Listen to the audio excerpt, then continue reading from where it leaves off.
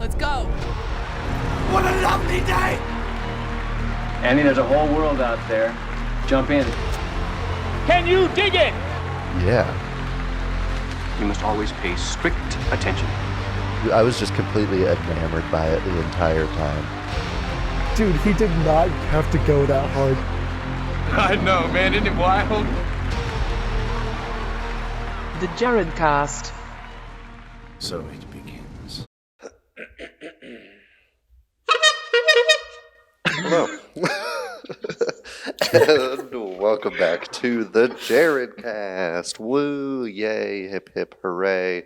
I'm here. I'm Jared. I'm one of your Jareds. With me, as always, frozen for me, but live for you. It's also Jared. Jared Ankanon. How are you doing? Woo! I'm doing great, man. I'm doing great. I'm excited about this episode.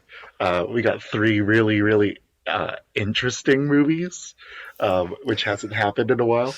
So yeah. I'm very excited. And I'm very excited for our guest today.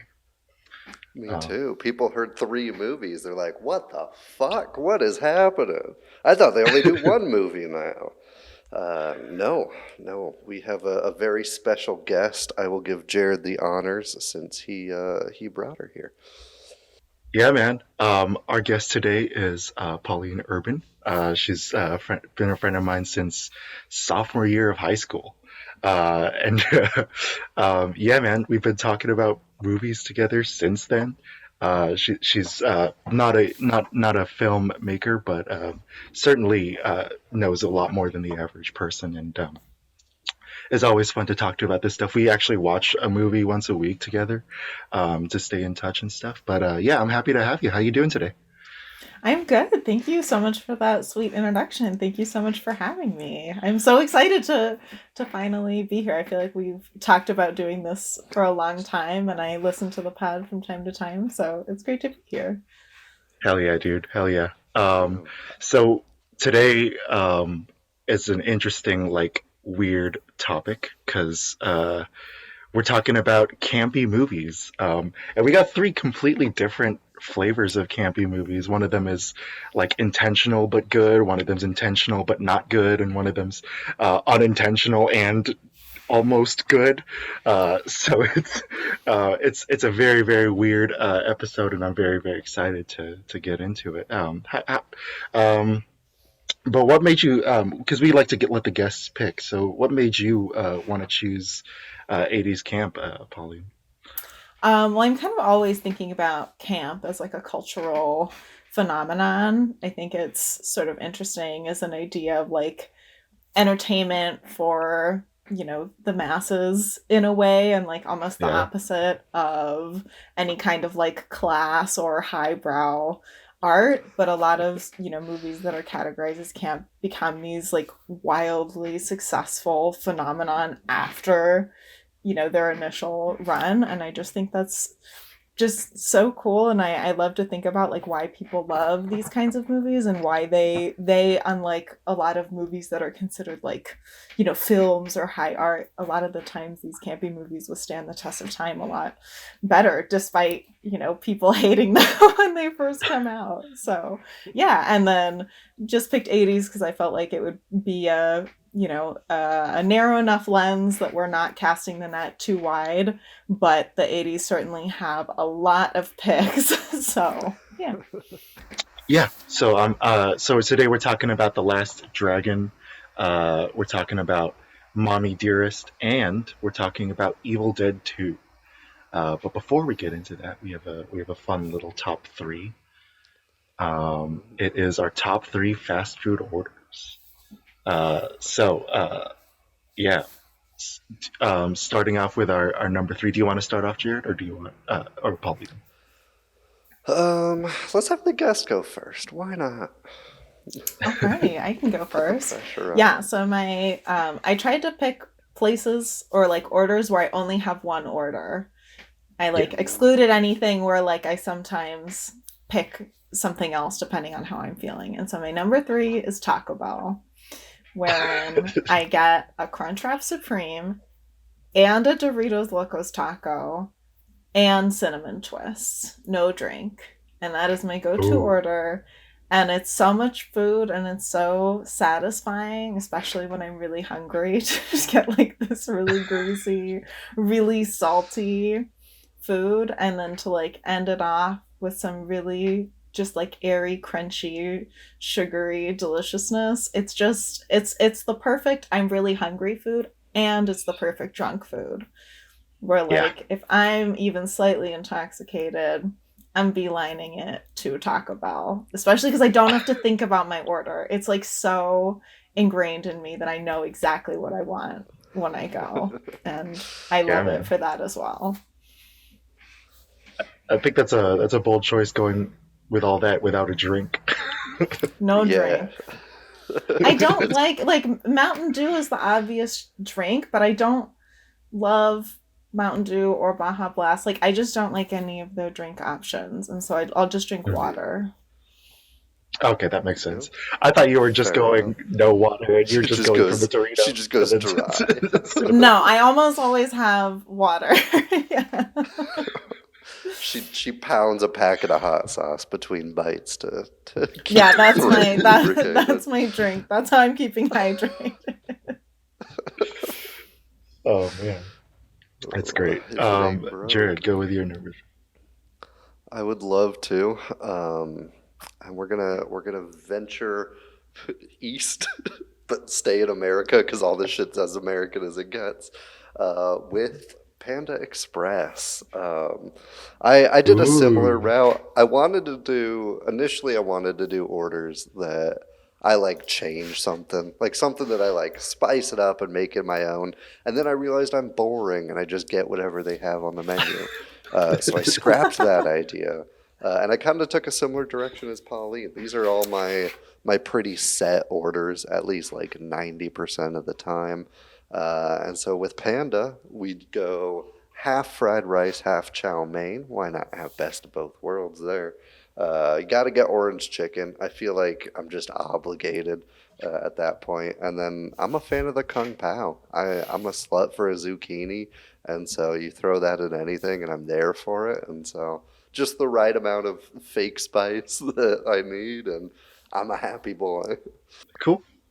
Yeah, my number 3 is from McDonald's. Classic McD's. I go with a double quarter pounder with cheese because I think over the years that burger has gotten significantly better. It's gotten a little bit juicier. For some reason, I don't know why, but Carl's Jr. was like my go-to trash burger, and then now everything just is so dry. Every burger from Jack in the Box is so dry. But for some reason, the McDonald's burger got better for me. I used to just get nuggets and stuff. Now I don't even like the nuggets. I just go double quarter pounder with cheese. I do bacon, and I do extra pickles. I get a large fry well done so that it stays crunchy and it keeps while I'm eating the burger. Very oftentimes I find some fast food fries get cold while I'm eating the burger, and I don't like that at all. And you got to get that McDonald's Sprite. You got to get that McDonald's Sprite. It's that holy grail life juice that keeps me eternally young. I get no ice because the ice is a ripoff and it's a scam. It's my little middle finger to corporate when I get no ice. Fuck big ice. Yeah, man. McDonald's double quarter pounder with cheese, bacon, and extra pickles, large fry well done, and Sprite is my number 3. Gotcha. I'm more of a McDonald's Coke man. Maybe that's just Me me. too. I've never been on the Sprite hype train. Me neither. Or I think- honestly, an iced drink from the McCafe. They have some good iced coffee. It's been a while since I've had it. Maybe I should give it another shot. I think I just like Sprite because of those old LeBron James commercials. Yeah. What's your number 2, Pauline? My number 2 is actually a fast food that is found in malls. And Ooh. I've only had it once, but the memory is so strong and so good that it's my number 2. And that is Sarku Japan, which is like fast food Japanese teriyaki. And I had the chicken teriyaki meal, me and my partner split just one box of it after having not eaten pretty much all day because we were trying to like find me an interview outfit. And so we were like famished and we split the teriyaki chicken meal, and it was honest to God one of the best meals I've ever had in my life. And we ate it so fast. And even though we had been like mall crawling all day, one between the two of us was just so much food. And it like just hit the spot. It's got like those really finely chopped like carrots and other veggies and like the fried rice, and it was just so good. I almost don't ever want to have it again because I want to like preserve the pureness of that memory, and I don't ever want it to disappoint me. And also because I don't really go to malls, so I have not had the opportunity to have it again. But that's my number 2. Fair enough. I got to try it out then. Yeah, I've seen it a bunch of times, but I've never ventured in. But Weren't they our neighbors at our Chipotle? I think so. Yeah, I still have, or no, I don't still have it, but I stole one of their woks. They were gonna throw it away, so it's a free wok. Oh man, I think I remember you told me that. I just forgot. I think I cooked with you in it. We call it the dumpster. Holy shit, I forgot. Okay. That's awesome, man. That's awesome. What's your number 2? I'd love to tell you. My number 2 is freshly ingrained in my mind because it's in my stomach right now. I had it like half an hour ago. I had to binge eat before recording because I have to listen to this right after this. And nothing will fill me up and do the job quickly like this. It was just foreshadowed. It's Chipotle. Hey. I used to change my order around a lot, mostly out of necessity. Since then, I've had a lot less frequency with these burritos, and so it's been a mainstay. And it goes like this: I get a burrito. Obviously, just said that. Extra white rice, no beans, because beans are icky, and I'm a child. I'll get chicken and fajitas, cheese, mild salsa, light green salsa, light sour cream, and lettuce. And I think that's it. I don't think I missed anything. I did this off the top of my head. I didn't write any of my orders down. I just put the restaurant, hoping that would cue me in. But that's just delicious, man. I love Chipotle. Even after eating it every day for 6 days a week for like 8 months straight, I'm still into it. So I think that says a lot. Hell yeah. I was more of a barbacoa guy, but I definitely second that. That's a good burrito. That's a good burrito. Yeah, thank you. Barbacoa was my little treat every now and then. Yeah. My number 2 is one we've mentioned already. It's Panda Express. I'm a huge slut for a double orange chicken. But I don't just get double orange chicken. I do 3 entrees because I feel gangster every time I go in there, and I'm like, I'm a feast on this shit. And so I get double orange chicken with just chow mein. I'm not a big fan of the fried rice there. I just don't like peas in the fried rice. I don't know. Yeah, it's not great. But I do, for my 3rd entree, it always depends on my mood. I get either Beijing beef, which is fantastic every time I've had it, or the chicken teriyaki with the sauce on the side. Now, if you get the chicken teriyaki with the sauce on the side, you can regulate how much sauce goes on the chicken teriyaki, and you can use the rest to put on the orange chicken or the chow mein. And it is freaking awesome. Yeah, man. I get a Coke with it as well. Most of the time water, but a Coke with Panda Express is the shit. Nice. I love looking at the Zoom because you're like, one of us will be talking about fast food orders, and the other 2 people are like, yeah, very nice. Very nice. Yeah, man. Yeah, a great pick. How do the 2 sauces interact? Like I Oh. expected teriyaki on the chow mein, but then you like swerved and also said Yeah. that you put it on the orange chicken. I don't put it all on the orange chicken, so I can still enjoy the orange chicken just as is. But like, I don't know, it's like more sugar and more salt, uh, so it's just extra unhealthy and makes me feel like shit, but tastes so good.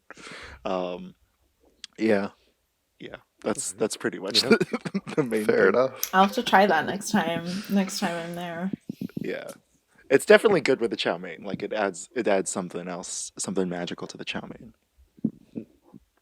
Noted. Go ahead with your number one. Finish us All out. right. My number one requires a little bit of scene setting, which is, and also as a recommendation, if you are ever in downtown Los Angeles, particularly in the fashion or jewelry district, you may walk by a hot dog cart.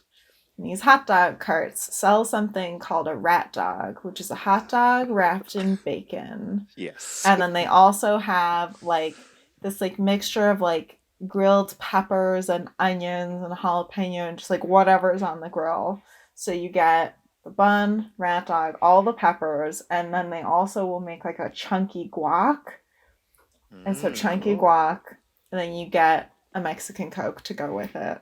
And on a hot summer day, if you've been walking around trying to shop all day, the most satisfying meal, the most satisfying street meat you'll ever have. And that is my number one fast food. Okay. That's an I think- excellent choice. Yeah, I think the lesson for your list is shop a lot before fast food. It'll be Yes. the greatest meal you ever have. Honestly, true. If you're like, if you're really focused on one thing, like you didn't really realize you haven't eaten, and then you need food immediately, perfect Yeah, situation for a really satisfying fast food meal.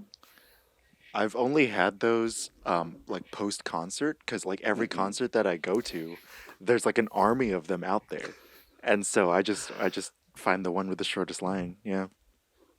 Yeah, the post concert street meat is just legendary. It's amazing. So I'm bummed I let that slip my mind.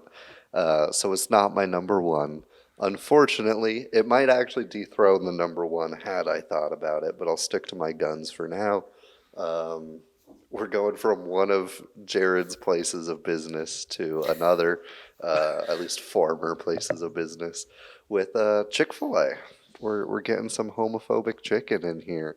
I love it. I still I hate that I still love it. Yeah, straight across the board, spicy deluxe, man, through and through. Fries and a Coke. Throw some Chick-fil-A sauce on that. It's basic. I'm not changing it up a lot, but it's basic for a reason. They got it perfect, so why fuck with it? Yeah, man. What sauces do you use? I just do Chick-fil-A sauce. I've never even tried Polynesian. I'm just happy where I am.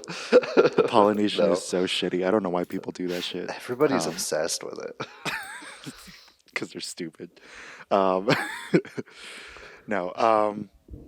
My number one. I would talk about this restaurant while I was working at Chick-fil-A just to annoy my coworkers at Chick-fil-A, because I think Popeyes is the superior fried chicken fast food. As far as America goes, I think it's just about tied with Chinese KFC. But Popeyes spicy chicken is pretty unbeatable in my mind. I get a 3-piece spicy chicken. I do the Louisiana hot sauce on the side, or just packets because they sell them in packets. But 2 biscuits. You only need 1 pack of honey. I don't put a whole bunch of honey on the biscuit. Fries with ranch and Dr. Pepper. It's just all the great yeah, man. I after a meal like that, you're just done for the day. You just don't need to do anything else. And You physically can't do anything else. that is the activity, is going to Popeyes. I don't need shopping. I love fast food after shopping. I love fast food after concerts. But Popeyes just is because it's that good, it's the activity of the day for me. Yeah, man, love Popeyes, and like I don't need the stupid weird Chick-fil-A culture. Um, and I would tell them this at Chick-fil-A. I would tell them this, like, I wish we were meaner like Popeyes. um, Yeah, sometimes I just want to be like slapped in the face and spit on before I get my food. yeah, man. Same with Vietnamese food. Like, what's this nice Vietnamese restaurant thing? Like, verbally abuse me the way I Yeah. deserve. Call me a piece of shit and shove some pho in my mouth. Karate chop me in the balls. Yeah, man. Do it all. Speaking of karate chopping in the balls, we're talking about The Last Dragon today. Not yet, though. This is off the rails. It's not time to be karate chopped in the balls by great kung fu camp, because somebody else already had for us. So we're gonna hear their thoughts. It's Jared reads poorly written reviews that we're watching because it's funny and it makes him laugh and stuff. This one comes from Joshua Ben Haggai, and gave it a 1 out of 10. And titled their review, "Just move along now. Nothing here to see." This movie is from 1985 and should stay there. Way back in time before any good music videos were made, or Vivo, or YouTube. Oh, wait, it's not a music video movie? It's a martial arts movie? Dedications to Bruce Lee? What an insult. A bunch of morons crash into a theater and start acting out and beating people up on a stage screen. Are you kidding me? There's not 1 once of realism in this whole lousy film. All about an era we would much rather forget, only because we can't deny it's recorded on film like this one. Classic is Bruce Lee and good old Godzilla, made with effort to please audiences, even if they only had a plastic toy dinosaurs and a gift for action. Skip this guy's video of his 14th birthday party and watch the Discovery Channel or something with some intelligence and meaning. No wonder the UFOs won't land on Earth. Holy shit.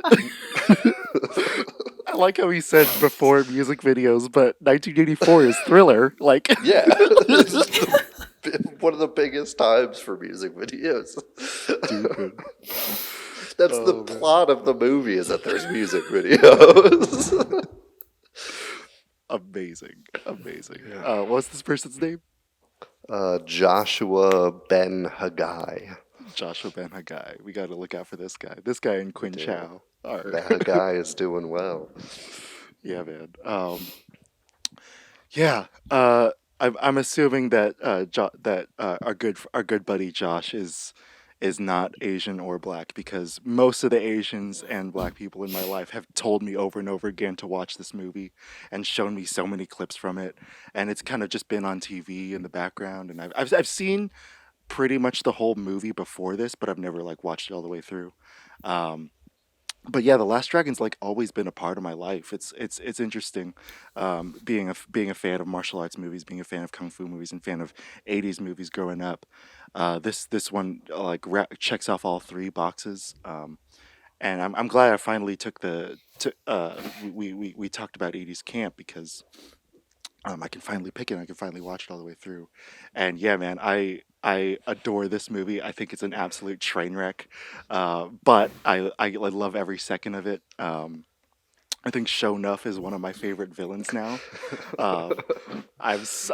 He makes me so happy. My face hurt from smiling after watching this movie. It was just really, really great. So yeah, the movie was kind of produced by Motown, and kind of done to sell the music in the movie, and that's why the soundtrack is so poppin'. And also, it's like the filmmakers had a big affinity for Bruce Lee, and wanted to pay homage to him. I think they succeeded there, and I think that I think a lot of the camp in this movie is very intentional, but and there's a lot of like self-aware humor in the movie, and I think it nails it. I think where the movie falls apart for me it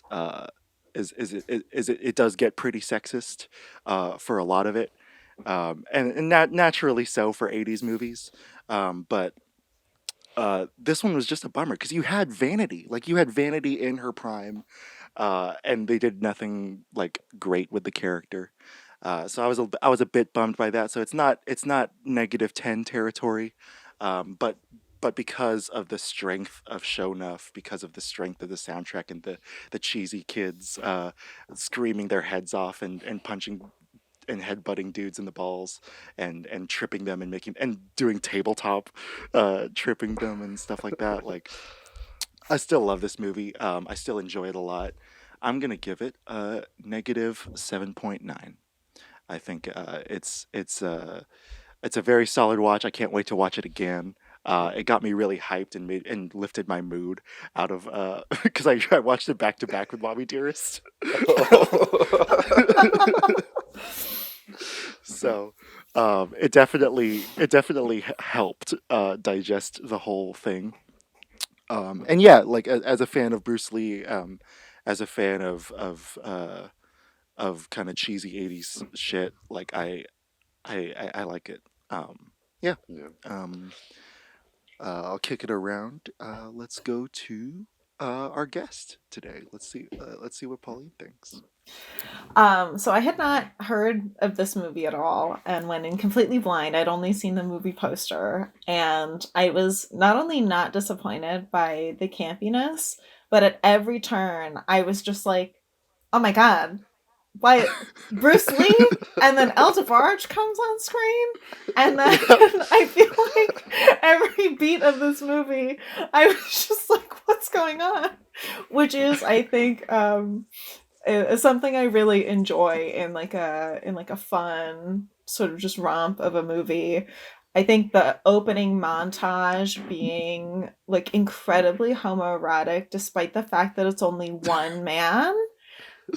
I don't know how they managed that, but I was very impressed. I think the beginning of the movie, I was like, is this camp or is this like intentional parody? But then the main character takes his role so seriously. Like, Yeah. this is a real kung fu movie to him.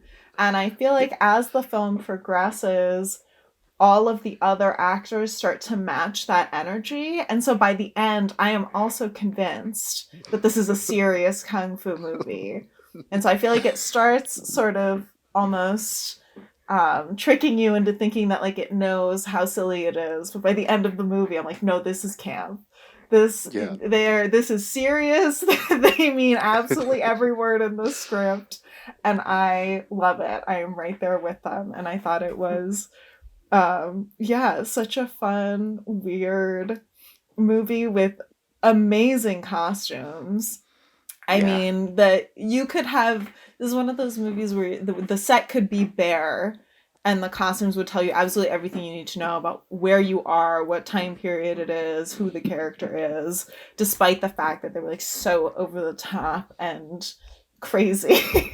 I had a lot of fun watching this movie. I will agree with the bad review that parts of it is just like a long music video. Yeah. And so hearing that Motown, had a huge hand in the production it makes it less surprising, like makes it make a little bit more sense. There were definitely times where I was like, this is really only like a hair away from being a musical, in that what's happening on screen is also what's happening in the song. So if the characters were singing the song, this would be a musical. I had a lot of fun with it, and I'm gonna give it, I don't even think I can give it a negative score. I think I just have to give it like a 6.5. I don't think it was bad. I thought it was a great movie. Hell yeah. I love it. Yeah. It's always tough picking a positive or a negative score for camp because it rides the line. I've been struggling that since we watched Con Air, like week 2 of this podcast, and this is no exception. I do enjoy it a lot. I think it's a lot of fun. I think it's off the goddamn rails in the best ways. And every time you think it's done, they're like, no, no, we're going to have people glowing and shooting sparks somehow. And you're just like, okay, yeah, let's throw this in. Um, and I think it's just a lot of fun. It's super well executed. A lot of the action has some great choreography and it's well shot.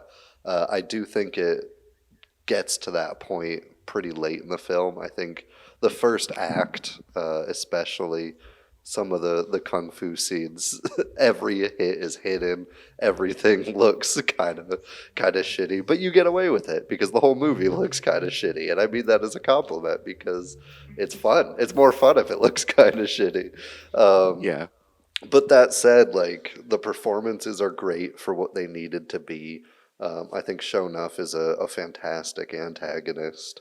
I'm in agreement with Jared. I would have liked Vanity to do anything during the movie besides just be there as a prize. I think that would have helped the film out a bit. Yeah, I do. It also kind of felt like a borderline blaxploitation, like reclamation film, if that makes sense. Yeah. Which is an insane pair of words to say back to back. And I really liked that part of it too. It's hard because it feels genuine, like they are trying to make a genuinely good, entertaining movie. But like Pauline said, it feels parody at times. Like it feels like they're poking fun at themselves, and I think they hit that balance pretty damn well. I think I'm dipping into the negatives here, and I think I'm gonna go negative 7.5 on this one. Hell yeah. Hell yeah. I'm glad you guys had fun. I was very aware of like a lot of the quotes from the movie and a lot of the scenes, so I knew it would kind of fit. But like when I was watching it all the way through, finally, I was like, yes, this is perfect. I'm so glad we got into this. Yeah. I guess a lot of the things that resonated with us were the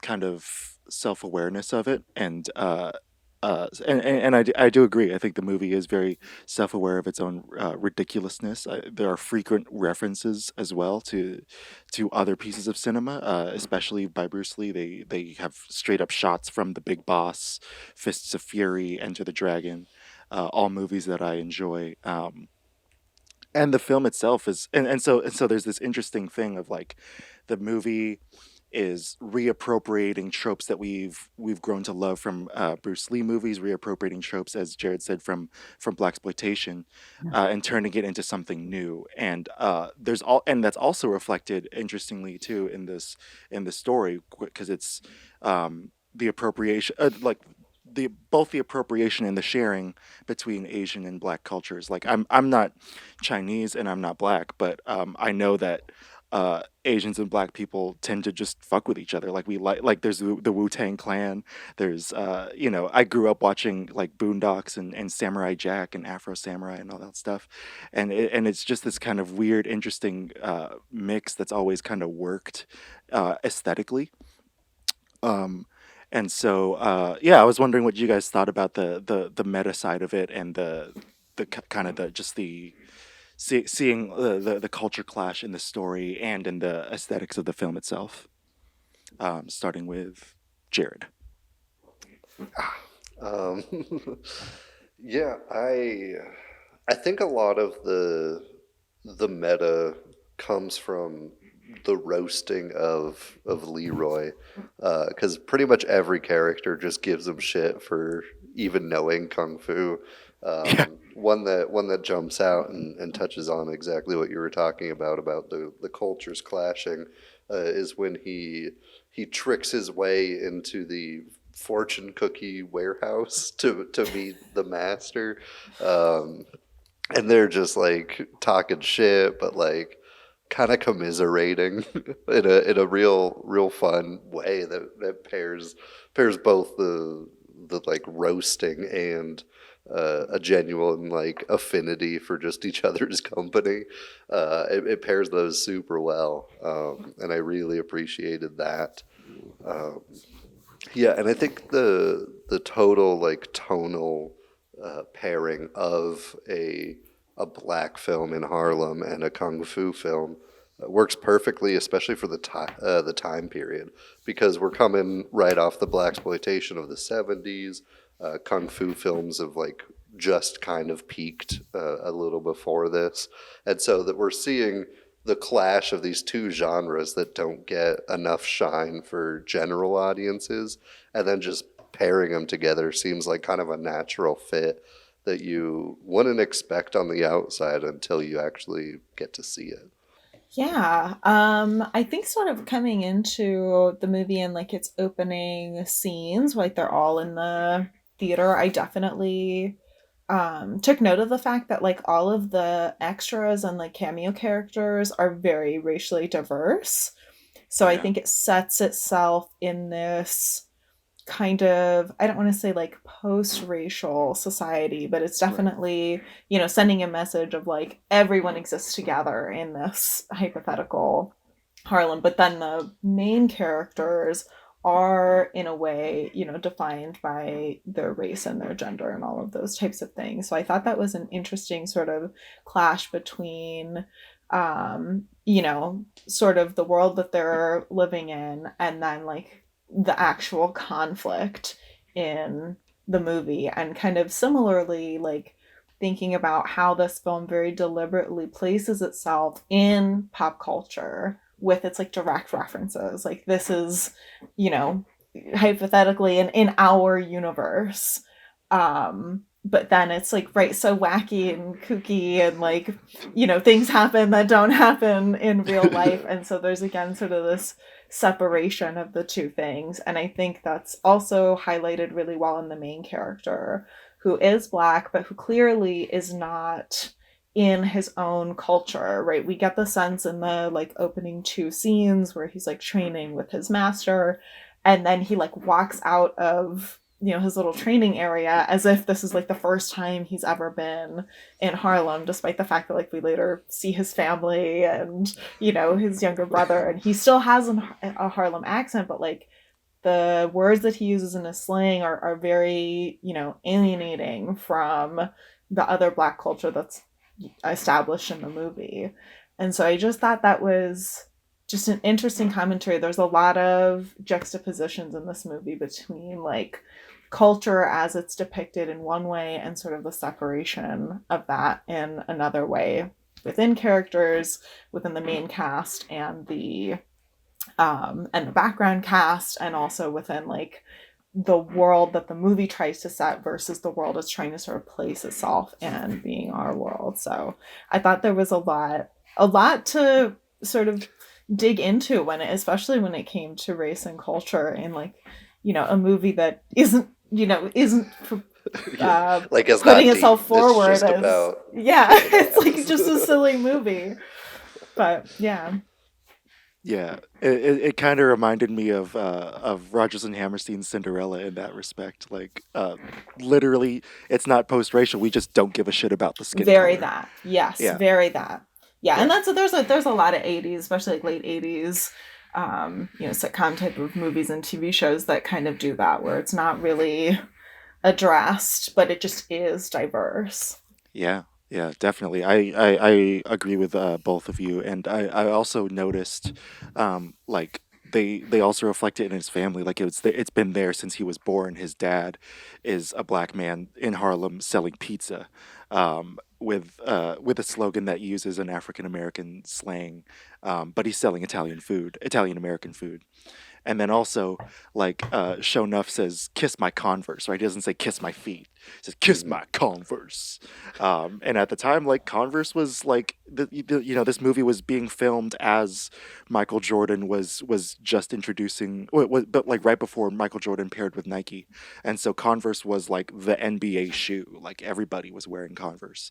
Um, and so like so Shonuff is not just embracing the style, the kind of style of a shogun and the flamboyance of a Japanese villain, but or a Japanese leader, but like also still kind of keeping up with current fashion and stuff like that. So I think people watching this in the 80's would have like they could walk outside the theater and imagine a fight scene playing out right outside the door. And I think that's a beautiful thing about this movie. And like, um, I also like what you guys said about the martial arts in there. I do agree with Jared. Like, some of the stuff in the beginning is a little sloppy. But Timac is in real life a martial artist, and that does come through in the second and third acts. I think he does do pretty well in some of those fight scenes. And I agree with Pauline as well. Like I think by the end you're rooting for him as if you were rooting for Bruce Lee, and you're rooting for him to find the glow within himself to kind of to do that, you know, that super predictable martial arts thing where he rallies at the very end and just barely edges out against the bad guy, but somehow it still works. And so in that sense, the movie is pretty prototypical in terms of structure, but that's okay. That's part of what's fun about it, and what's fun about the martial arts especially. I know I looked a little bit into the background of the movie. So Timac was a martial artist. He was a black belt at the time that they started shooting, but he was taking acting classes while they were shooting. And then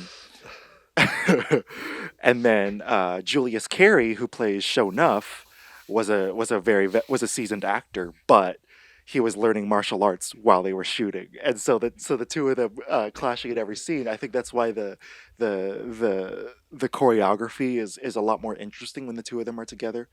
So, what did you guys think about the central conflict as like a martial arts hero versus a martial arts villain, and how did you feel about it? Starting with Pauline. Yeah, I thought it was very interesting, a very sort of typical hero's journey kind of start where, Leroy doesn't pick a fight. He's not standing up for what he thinks is right. Someone is just like, I don't like you. We're enemies now, which I thought was interesting. I think there's a lot of times in this movie where things just happen to the protagonist, and he has to react, and then like later, as the film progresses, there are more and more instances where he is making deliberate choices to stand by his morals or rescue someone or whatever. But in the beginning of the movie, it's definitely a lot of just like people are fucking him up, and they're for no good reason. I thought it was really interesting, sort of also tying in, how this movie portrays race, that,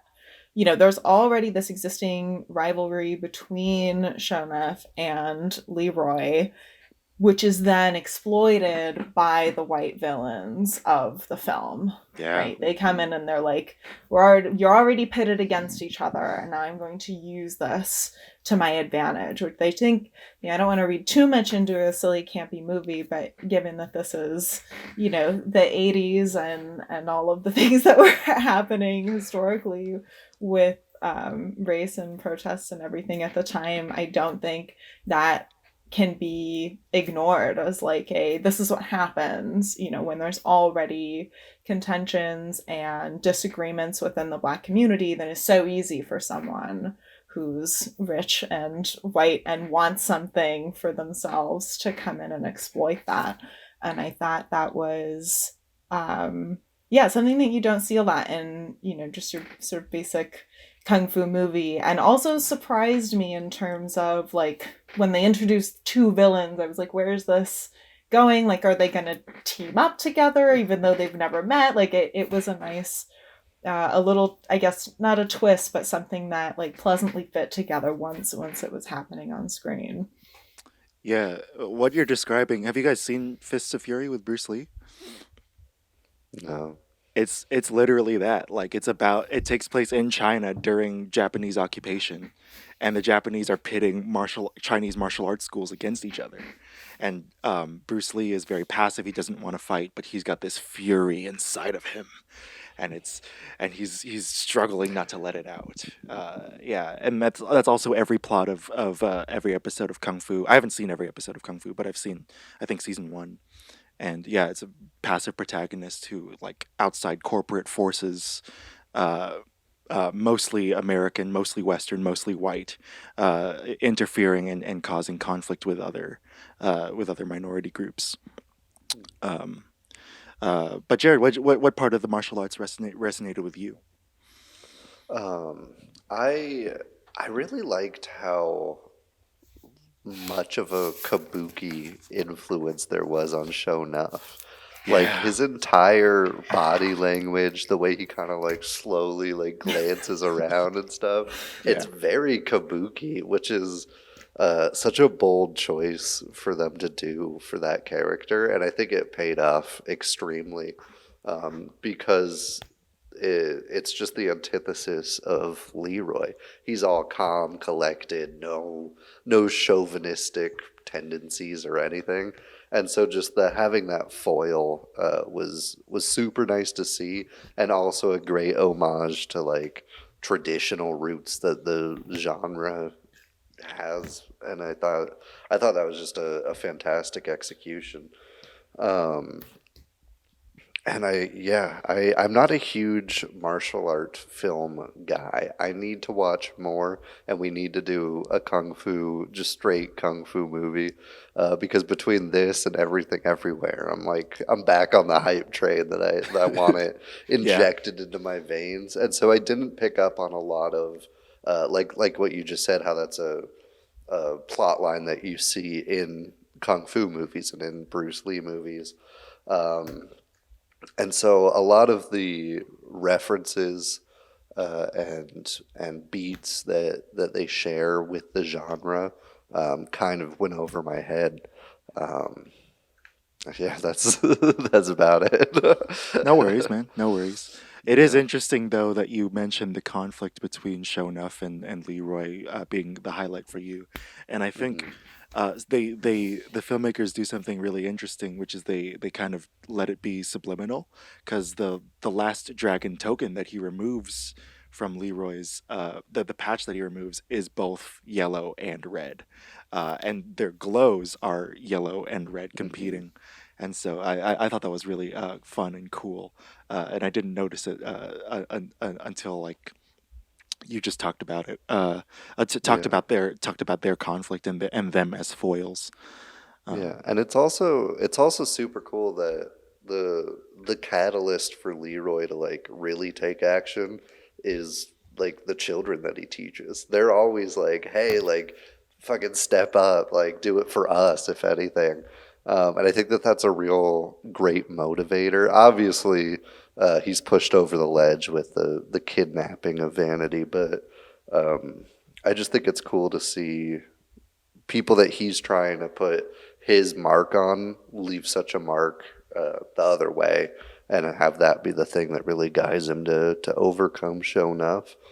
It's just a real cool catalyst that they threw in. So Yeah, good. it was very, maybe the kung fu was the friends we made along the way Yeah, type of moment. absolutely. But it worked so well. I was It waiting worked for so one of you to say well. that. Yeah. I think I have it literally in my notes. 'Cause Oh my god, yes, I love it. I love it. Besides the heart of the camp being a martial arts homage, the heart of the camp is also in the just raw 80s ness of it. I know, Pauline, you talked about costumes and sets and stuff like that. So what about those specific? Oh, which specific ones like stood out to you and made you like really sold and entertained as a camp connoisseur yourself?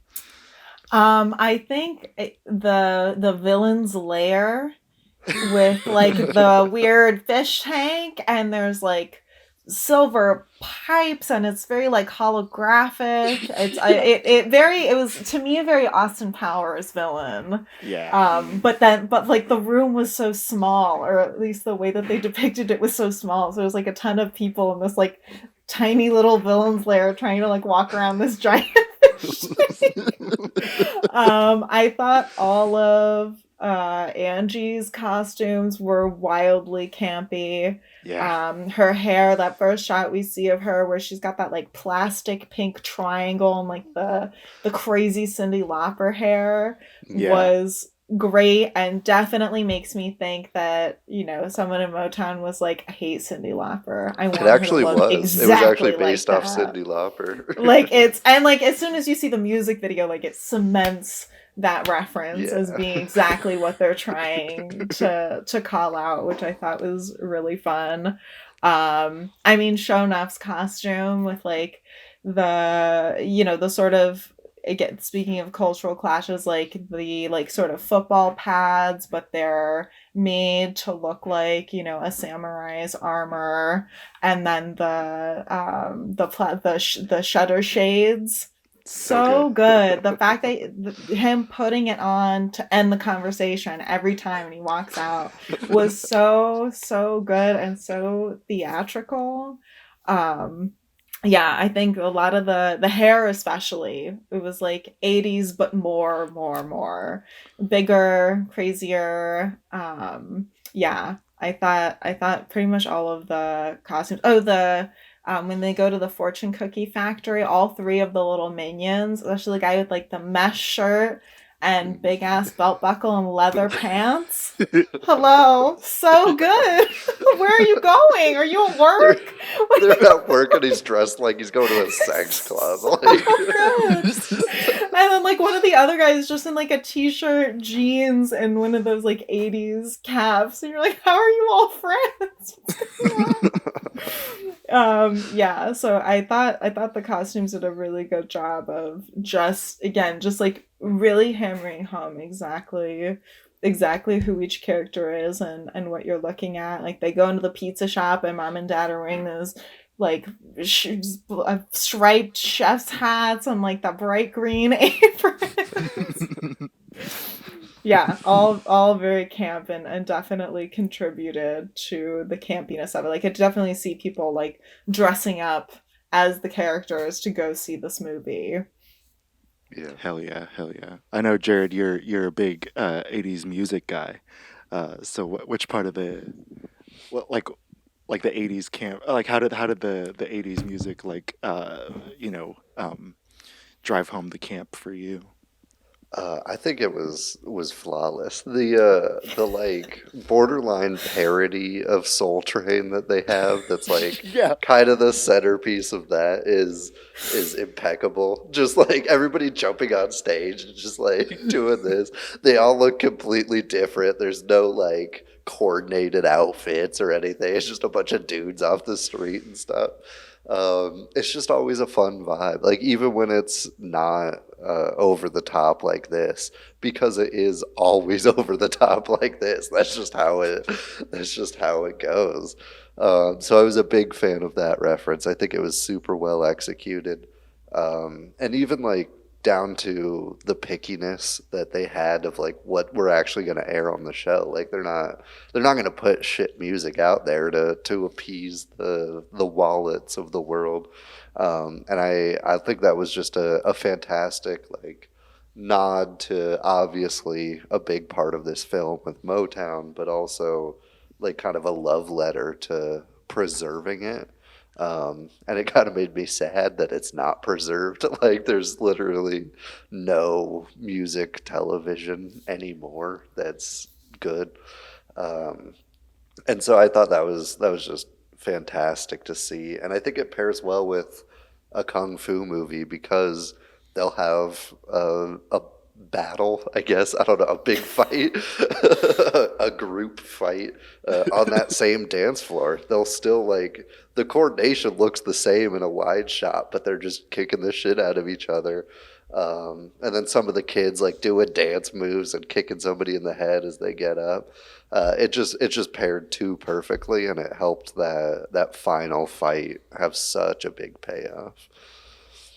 Yeah, I had the exact same thought about the sort of Soul Train and things not being preserved. Like I was watching, I was like, why doesn't this exist anymore? Like you can't really get like curated music that like a bunch of people are enjoying. Like you can go to like a Spotify playlist and it's so impersonal and cold and sad. And this seems so much more fun. So I'm glad you and I had the same sort of almost nostalgia for something that I didn't really live through. Like it just made me want to go watch old Soul Train episodes and shit because it's just so much fun. Hell yeah. Yeah, I think that's the music video part is like maybe the only like interesting thing, at least in the writing for Laura, for the character of Laura, because she's both a curator of this part of the culture, but she also uses it. She uses the power of video editing to seduce Leroy. Like, like that's awesome. Like, why doesn't that work for me? You know, like, I really love I love that about the character. I love that the panel is like this really weird like Star Trekky like like DJ booth, but not really because she's not really pushing any buttons. She's just kind of putting her hands on lights. Yeah, so good. But yeah, shall we do favorite scenes? I'm down. It's about that time. Alrighty. I guess I could go first. You know, it's if I had to just pick every scene with Show Nuff, I probably, if I could do that, I probably would. But the one that stood out to me was when he when he invades Leroy's dojo and says "Kiss my Converse." That's just like the coolest line I've ever heard in my life. I love the biggest laugh was seeing Angie's music video, the Cyndi Lauper parody. I thought that was hilarious. I thought Getting the Glow was just really fantastic.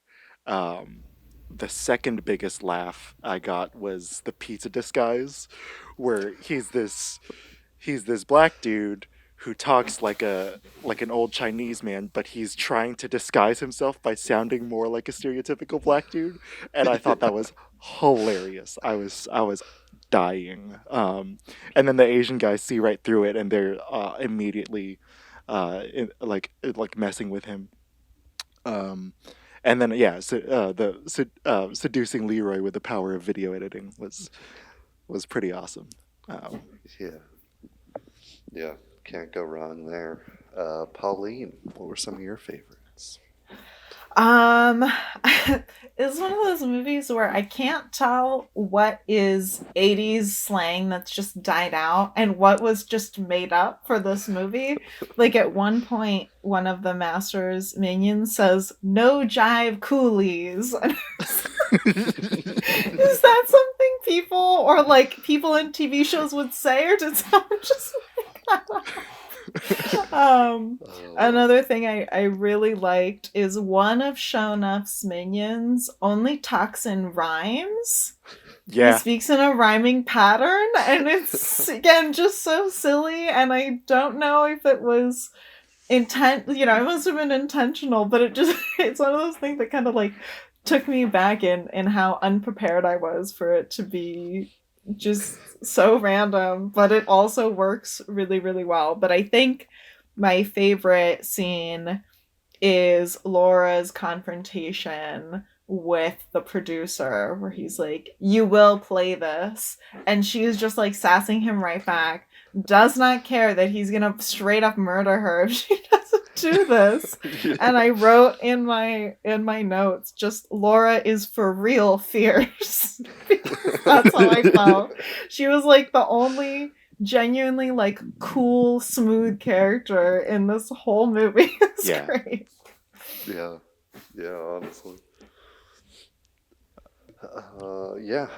I had a pretty similar list. I had the confrontation at the dojo in there, and pretty much every show enough scene. I really like when he invades the movie theater. Mostly because I want to be in that movie theater. It just looks so fun. Like, it's very like, why am I blanking?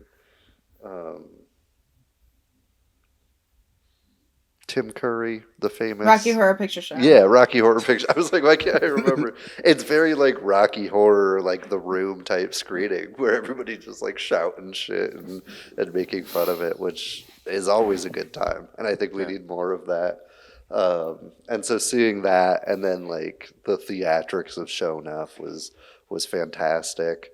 I loved that he was eating popcorn with chopsticks. That was probably my biggest laugh was just that. that was fantastic. The fight in the pizza shop was funny purely because of an upside down child and covered in pizza sauce. That makes it alone. I love that they even had him kicking his legs like back and forth. I like that he was covered in spaghetti, even though they were at a pizza shop. And they left him in there for so long. He was like, yeah, we'll get to that. It was just fantastic seeing him flop around in the background the whole time. And even him on Leroy's shoulders, making Leroy do the worst freestyle anybody's ever heard was a great bit. I think his brother had a lot of great moments in there. But I don't think anything compares to pretty much the whole last 10 minutes with the fight scenes, from the gang fight inside the club to the one-on-one with Show Enough. I loved it. I think it redeemed pretty much all the action. It was such a triumphant like finale that I was like pumping my fist alone in my room. And I think that if a movie can make you do that, that's a pretty special thing. Yeah. Hell yeah. Well, I'm glad you guys liked it. I'm glad you guys enjoyed it. I can't wait to watch it again. It's so stupid. I finished this movie at midnight, and then I checked HBO Max, and it went on HBO Max right after I finished watching it. But yeah, you guys can find it streaming on HBO Max, or pay to rent it on Amazon Prime, which is what I did. But yeah, shall we dive into Mommie Dearest? Oh, yeah. All right. I'm ready. Cool. All right. So up next we have my pick, which is camp classic Mommie Dearest.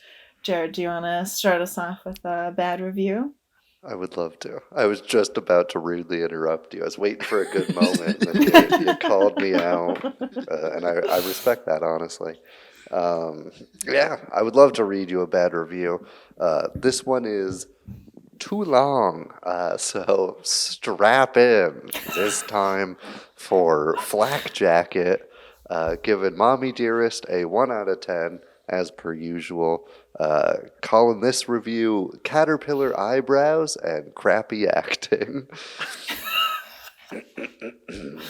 Obviously, it took a ton of makeup to make Faye Dunaway look like the repulsively ugly Joan Crawford. Every time I see a Joan Crawford film, I wonder in bewilderment. Were people blind in the 40s? How in the world did this woman ever land an acting role, regardless of how deranged or insane the character might be?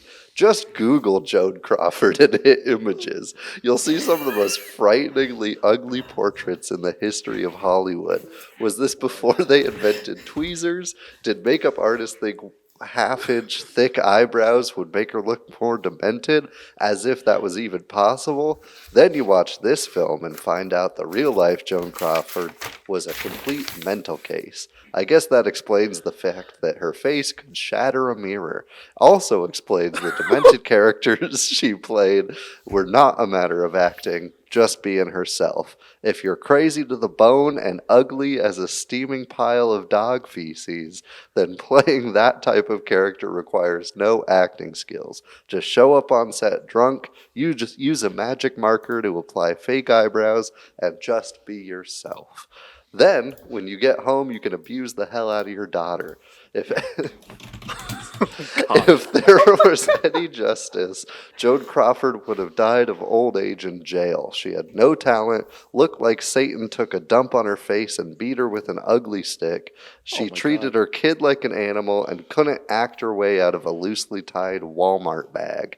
As far as this movie goes, portraying her pathetic life and horrid motherhood, it sucks to the same level as Crawford, which is fitting. What better way to portray the life of a piece of crap than hire lame actors for the role of mother and daughter, top it off with bad directing, a first-grade level script, surround it with all unknown supporting cast. A crowning achievement in all that is lame. Did Christina write this review? I think so, Was this like written by a jilted lover? Like, I had to look up a photo of Joan Crawford while you're reading that just to make sure I'm not crazy. But I was like, She's I just can a picture her normal-looking woman. I think she's beautiful. She's got a striking face. I can't. I'm so confused. The dude gives a 1 out of 10 and just shits on Joan Crawford's face the entire time. She's not even in it. Joan Crawford's not even in the movie. Amazing.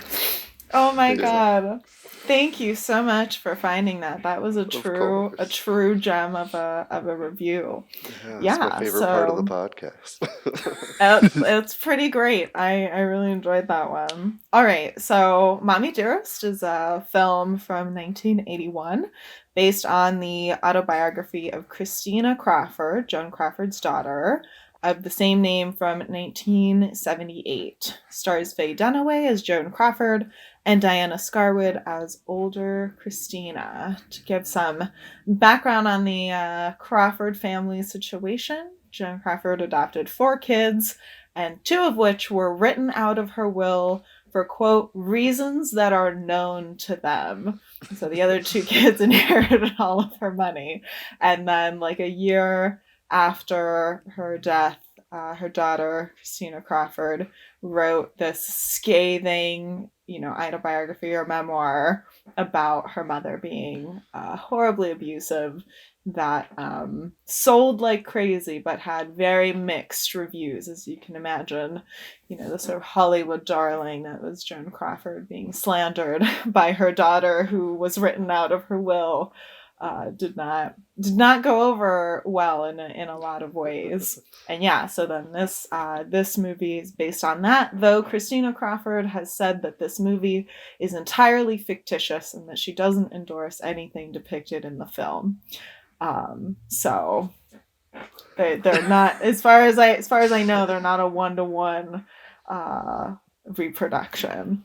So this movie follows Christina and Joan as kind of dual protagonists from right before Joan adopted Christina all the way through Joan Crawford's death, showing sort of scenes from their lives.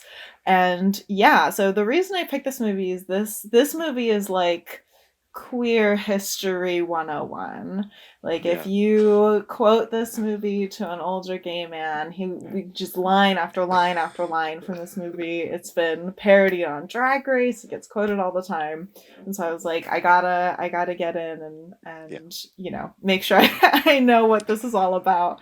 And man, it did not disappoint in terms of camp and like unbelievability, like the almost unreality of it is, it's got some absolutely wild scenes, some wild depictions of abuse that are really hard to take seriously because of the staging and the script and the acting.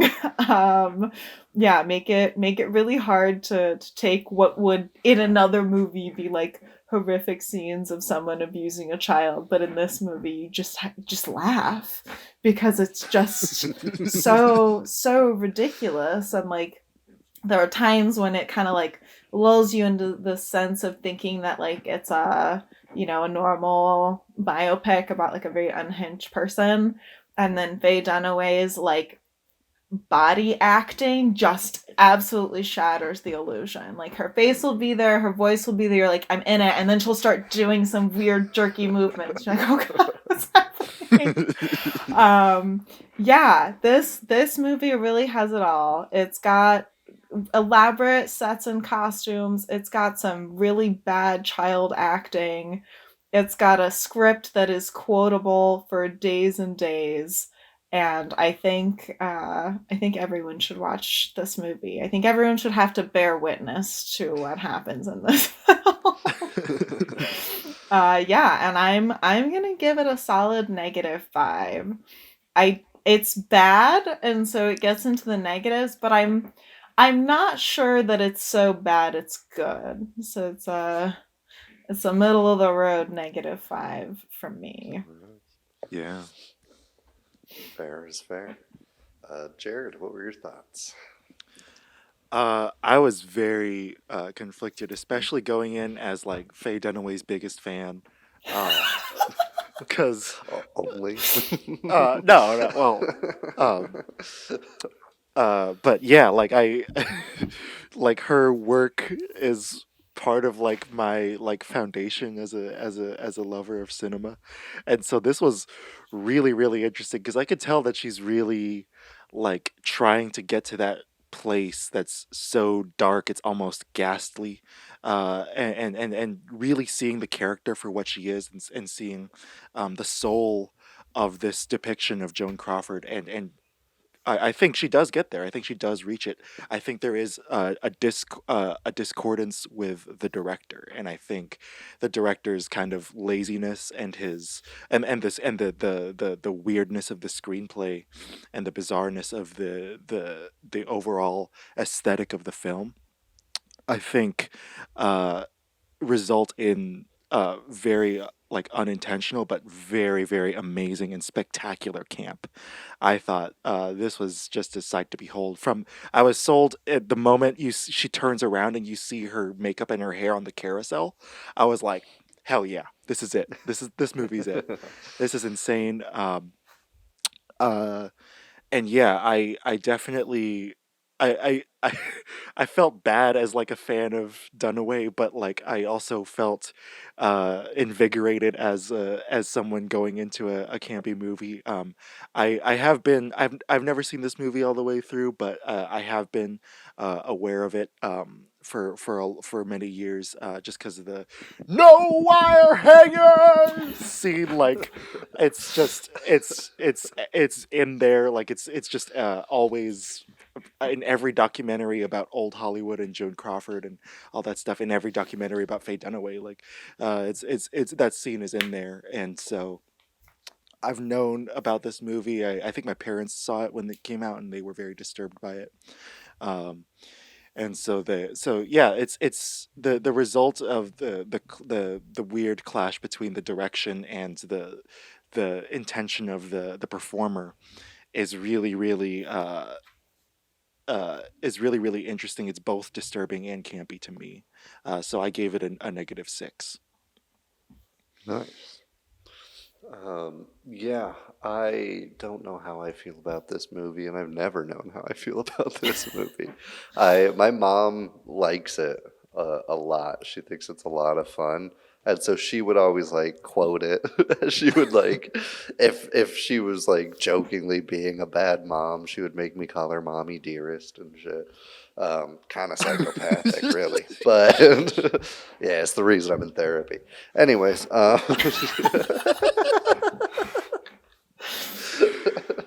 no, she's great. But I don't think the movie is. I don't know. It's not.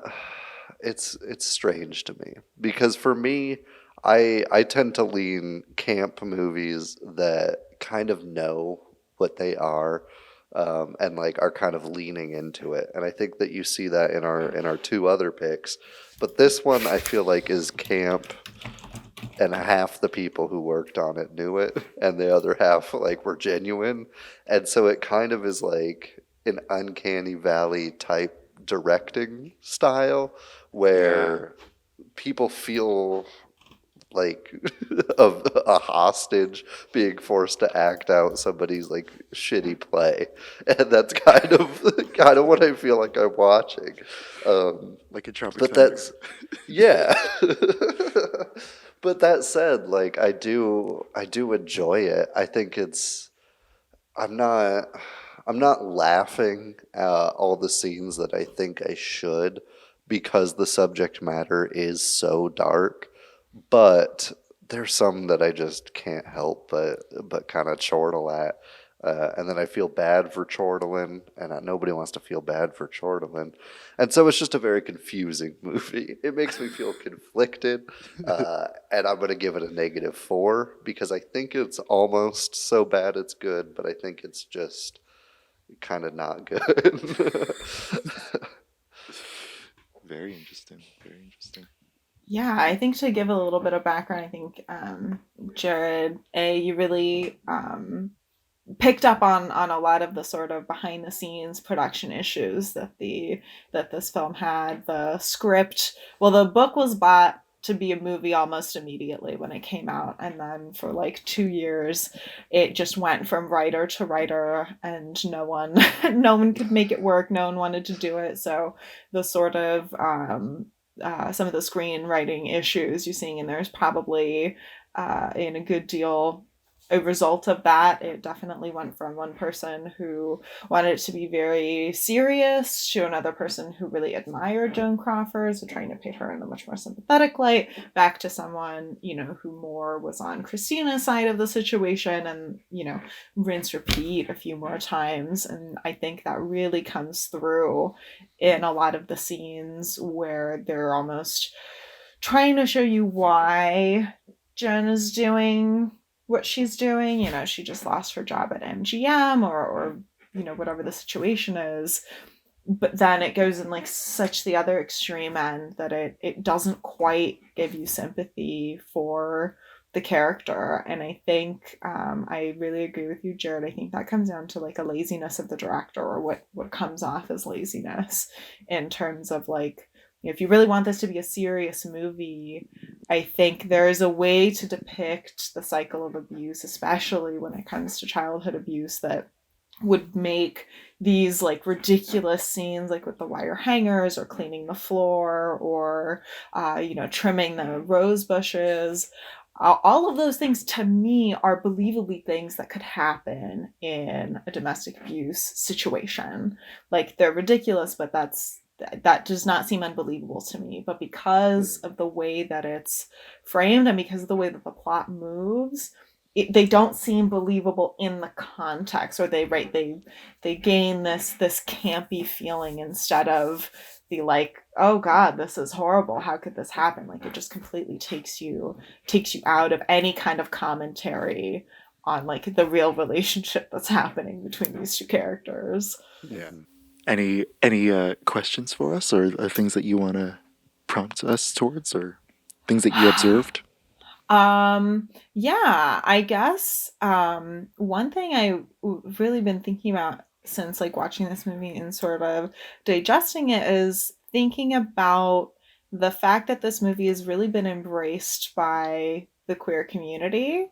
Yeah. That tends to be obviously a minority group, probably much lower on the class or socioeconomic status, sort of really revering this movie about one of the richest women in Hollywood at the time. And so it was just, even though this movie does not outright make any commentary on class, I do think that the way that it's received, definitely, I don't know, there's something there, and I just wanted to hear your thoughts on it, especially considering like the opulence that is depicted throughout the film.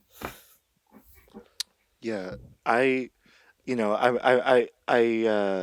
still like Oh no, I think I'm a frozen. baby in terms of my observation and my digestion of gay culture and gay art, and what those audiences love, and what they gravitate towards.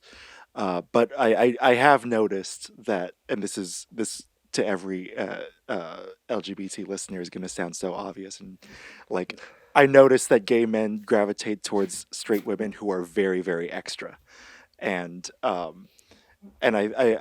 think that that's a big part of it, and big part of the enjoyment of it, and an enjoyment of myself as well. Like, it's such ridiculous behavior that I, even though it's weird and disturbing and uncanny, like I can't take my eyes off of it, and and especially the different wigs. There's so many crazy, crazy wigs in this movie that are like I'm not even looking at Faye Dunaway's eyes. And she's not even recognizable to me as Faye Dunaway. She's just this other almost kabuki character. We use that word to describe Shonuff, and it's interesting to see an unintentional kabuki, where the eyes and the mouth are so expanded, and reveal these kind of frozen emotions, but then they transform into something completely different in the next shot. I thought that was really interesting. I do. Are What was I gonna say? Why do you think that is that gay audiences latch onto these types of characters? Besides this Joan Crawford. Like, I also know that she was really popular with gay audiences in the '70s. Just being Joan Crawford before she died. Why do you think that audience in particular uh, latches onto this movie? I do think a huge part of it is the makeup and hairstyling. It's very drag. It's Yeah. right. It's very, you're painting on a specific facial expression and then trying to sort of act past it. It's very, bigger hair, bigger outfits. The fact that in a lot of scenes her outfit matches the decor of the set. I don't know if anyone else noticed Yeah. that, but there are times where she's almost like blending into like the navy blue walls or like the silver railing, and it's like, why? I don't know if this was unintentional, or if the scene was supposed to be somewhere else and now it's here and everything's matching. So I do think those parts of it are very drag and are very reproducible, which, right, to an audience whose bread and butter is Rocky Horror Picture Show, I think that is something that's very desirable in a movie. Something that's very quotable. And another thing is, just taking an icon, the gay community, the queer community loves female icons that just, dominated their scene, and taking them and sort of revering them. And so as someone who was already celebrated, Joan Crawford, taking that and almost like memifying her in this movie, I think is like the perfect storm of combinations. And I do think, there's a certain sadness that I think queer audiences really gravitate towards. And despite this movie's, camp and bravado throughout, there is, this depictions of horrible child abuse that I think in a way resonates to a queer audience that probably, maybe either experienced similar things or certainly knows someone in their community that have experienced similar things. And so to have a depiction of it that you can laugh at, that you can point at and go, look at how ridiculous this is. I think there's something to be said about like the comedy in like a horrific experience that you or people you love have gone through, that I think also make this movie really, I don't know, we could definitely see why queer people or people who feel outcast really, really love this movie. It's just the perfect combination of things. And the fact that, critics hated it. I feel like that's almost always like a requirement is, oh, you don't want this? This is our movie now. You can't have it back. So, yeah. Even like the dialogue feels drag. Like it feels like Yes. that bombastic kind of like dommy mommy type energy. And like you could just take half of these lines one for one and just put them in a drag show, and it would absolutely work. And so I think it just kind of is the perfect setup. Yeah, it's interesting. Like they showed us a bit of like LGBT film history in the various film studies courses we took, but they never showed us Mommy Dearest. So I was It wondering, never even came up. yeah. So like, how did it like how do you think it would fit into the canon of the other like gay films you were shown, Jared? Oh, Because it's weird, right? It's yeah, it's a bit of an outlier that makes sense because the films that we watched were all like kind of the gay experience type films. It was your Moonlights, your Call Me by Your Names, your Eisenstein in Vienna. I don't remember what the full title of that one was. And so it's a lot of that, but it's not like queer culture films, I guess is a way to it's the yeah, separation. It'll tell gay stories, but it's not like gay art, if that makes sense. yeah, And so I would have loved to see like one of these, a Rocky Horror, which always got mentioned in those courses but never watched fully. And I think we needed that because I think that's a whole side to queer cinema that people don't really give credit for. They just kind of tie that larger than life attitude to like musicals, and there is a lot of overlap in that Venn diagram. But I think it would have been nice to have watched this and talked about its history with the community and stuff like that. yeah. It's interesting the way that camp has been able to like provide a key for a lot of people into certain cultures, like Last Dragon. Like that's every Asian kid and every black kid besides me that I knew had seen it, and seen it over and over and over again, and would tell me to see it. And so and same with this one. I feel like every all of my LGBT friends have seen this movie. um yeah. Yeah. Yeah. And then I do have one more question. So one of my favorite camp quotes that I think about all the time is John Waters saying there's good bad taste and there's bad taste. And given that this movie is trying so hard to depict, this classy, opulent, old Hollywood royalty lifestyle, what parts of this movie are good bad taste and what parts of it are bad taste? Mm, That's a great question. yeah. I think for me, most of what's like physically on screen is bad taste, but the act of enjoying it is good bad taste in a way. Like there wasn't a single time where we were like in her house and I was like, yeah, I'd want to live here. This is gorgeous. This is exactly what I want. Um, there wasn't a single time. It's just too over the top for me. And so I think mostly in the production design, especially like you mentioned earlier with her matching the outfits to like her bedroom closet for some reason, like just the Yeah. wallpaper in there is terrible looking. I like it's visually I think it would be an insane lifestyle, and so none of it really I thought was like good bad taste, but like the meta side of it of like enjoying the irony of the bad taste, I think falls into the latter category a bit. Yeah. um I think I agree with Jared, but a particular thing to me that was particularly bad was the carousel in the beginning, because it felt like someone tried to make a movie out of the board game Candyland, and like and it was so creepy and like gross, but like I didn't want to stop looking at it. Like the pastels and the whites and the shape of her hair looking like a perverted Judy Garland was like, oh, it was gross, but it was so interesting. And she also kind of looked like the Wendy's girl.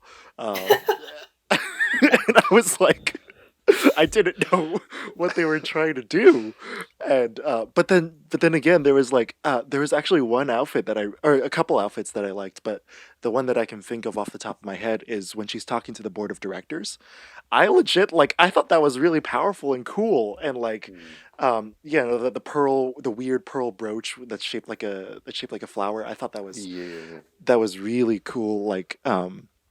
Kind of just flex, I'm wearing funeral flowers, but it's worth more money than your house, and I love that flex. I think it's really really cool, even though by that point in the movie you hate that character because she's done so much bad things. You're disconnected from that hate because she's so extra and so domineering over this room. It's one of the better shots in the movie too, where it's kind of like this perfect line drawn between her, like the shots, like a wide shot looking from behind her head, and you can see the top of her head, but she's looking at the director on the other side of the table, and it's this perfectly, your eye line is just perfectly drawn towards where she's looking, and feeling the way she's feeling, which is I'm gonna dominate these fuckers. Yeah, so it's those were the ones that stood out to me as good, or good bad and bad bad. But I also agree with Jared, the experience of watching it is good bad. Yeah. For sure. Definitely. I think one of the only moments that's in the movie that I would consider good bad taste is when Joan is on that soap opera. Oh yeah.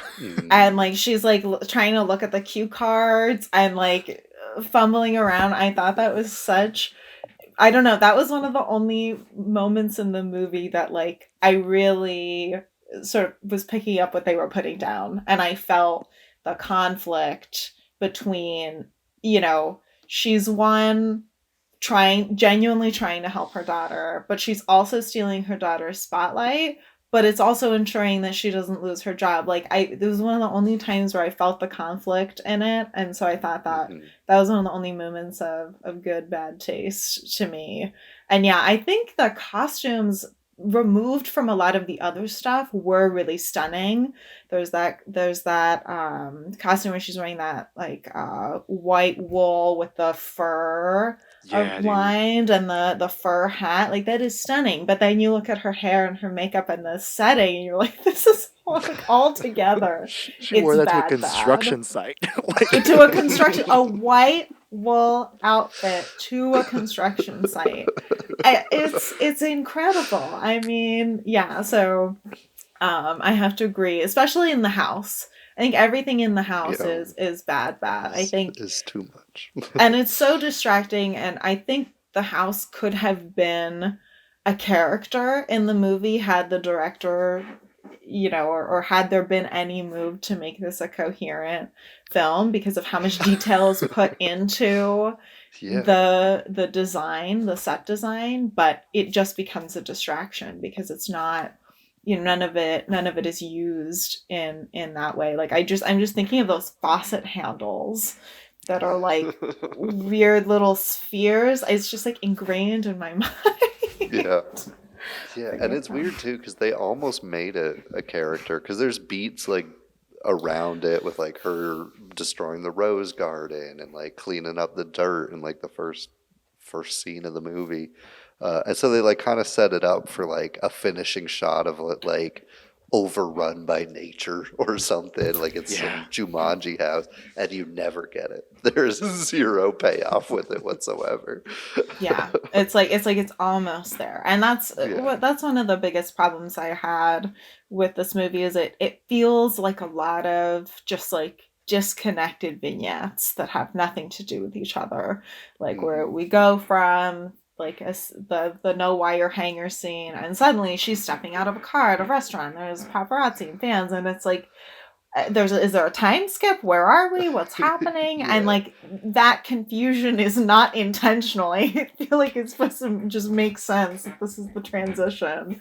And yeah, I felt the same way about the house being sort of underutilized, where the only sort of central place we get is like the nursery and then like that staircase, but it never changes, like very static through the whole movie. And so yeah, I feel like it was a kind of a missed opportunity.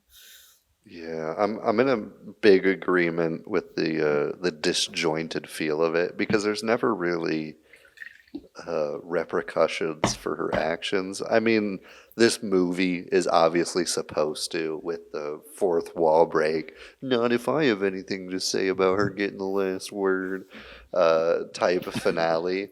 But like when she almost loses her position on the board, she's literally like, no, I'm not. And they're like, okay, no, you're not. And like every time she does something bad, everybody's like, all right, that's Joan. And she kind of just gets away with everything, which I guess it adds to the sickening feel, but like having no connection scene to scene, and like the only through line is the resentment that the daughter slowly builds, kind of, is the weirdest part for me. It just feels so erratic. Yeah, I think maybe giving the role of Christina to a more seasoned actor probably would have sold that ending, because like the whole thing of Christina finally getting the last word. It doesn't work because No. that performance doesn't work. Yeah. Yeah, Yeah, you and expect it to like have the little circle crop and have her like wink at the camera, and then it Yeah. ends. It's very that. Yeah, I definitely, and I wonder how much of the like disjointedness is maybe because this was released right after Joan Crawford's death, like how much of that is the director banking on that everyone knows the life and times of Joan Crawford, which I'm sure at the time that this movie was released, right, like, oh, the Oscars are at this year, she wins this time, you know, they kind of could have pieced it together, but now, you know, many decades on, I know the basics, but everything else has sort of fallen by the wayside, and so it becomes this kind of messy. I think another part of it is the fact that the daughter doesn't age. Right, they have the same child actress for like and then out of 15 years. I don't know how long she's supposed to be there, and so there's no indication that like time is passing. She's literally like 5 for 15 years, and then 30 for like another 10. Yeah. Crazy, man. Crazy. Yeah. All right, shall we go to some highlights or some favorite scenes? Let's do it. You want to kick us off? I sure can. I think my favorite couple of scenes are definitely the most quoted ones. Tina, bring me the axe was just... I've heard that line so many times, but it caught me so off guard in the moment because I was just so confused by what was happening on screen. And it was one of those moments where Faye Dunaway's like the way that she's moving, acting with her body really was just so erratic and strange, and there's like things flying everywhere. So I was so distracted that when that line hit, I could not stop laughing. I could not stop laughing. Her hair is going everywhere. She's got like those like tape on cuts all over her face. And it was just perfect, and I think really highlighted the disconnect between the director and Faye. I think that could have been such an impactful line under a different script in a different movie, but because of the way that it's framed and like the lighting in that scene where she's like weirdly spotlit and like the house in the background, I couldn't do anything but laugh. So that was definitely a highlight. And the other one was I think probably the second most quoted line of Barbara, please. I've heard that line said so many times, and I was like, there's no way, like people are exaggerating. And as soon as I heard the character's name Barbara pop up, like in the few scenes prior, I was like, okay, here we go. I'm so excited. And it did not disappoint at all. It's like just it's a blink and you miss it moment, but the way that she says it and like flips her head to the side, again, I couldn't do anything but laugh, even though it's like arguably one of the most horrific scenes in the movie. Like, 5 seconds later, she's on the ground choking her own daughter, and I'm just laughing because it just absolutely sent me to the moon. That one, those 2 words. Yeah, those are my 2 highlight scenes. Yeah, it's like Chekhov's Barbara.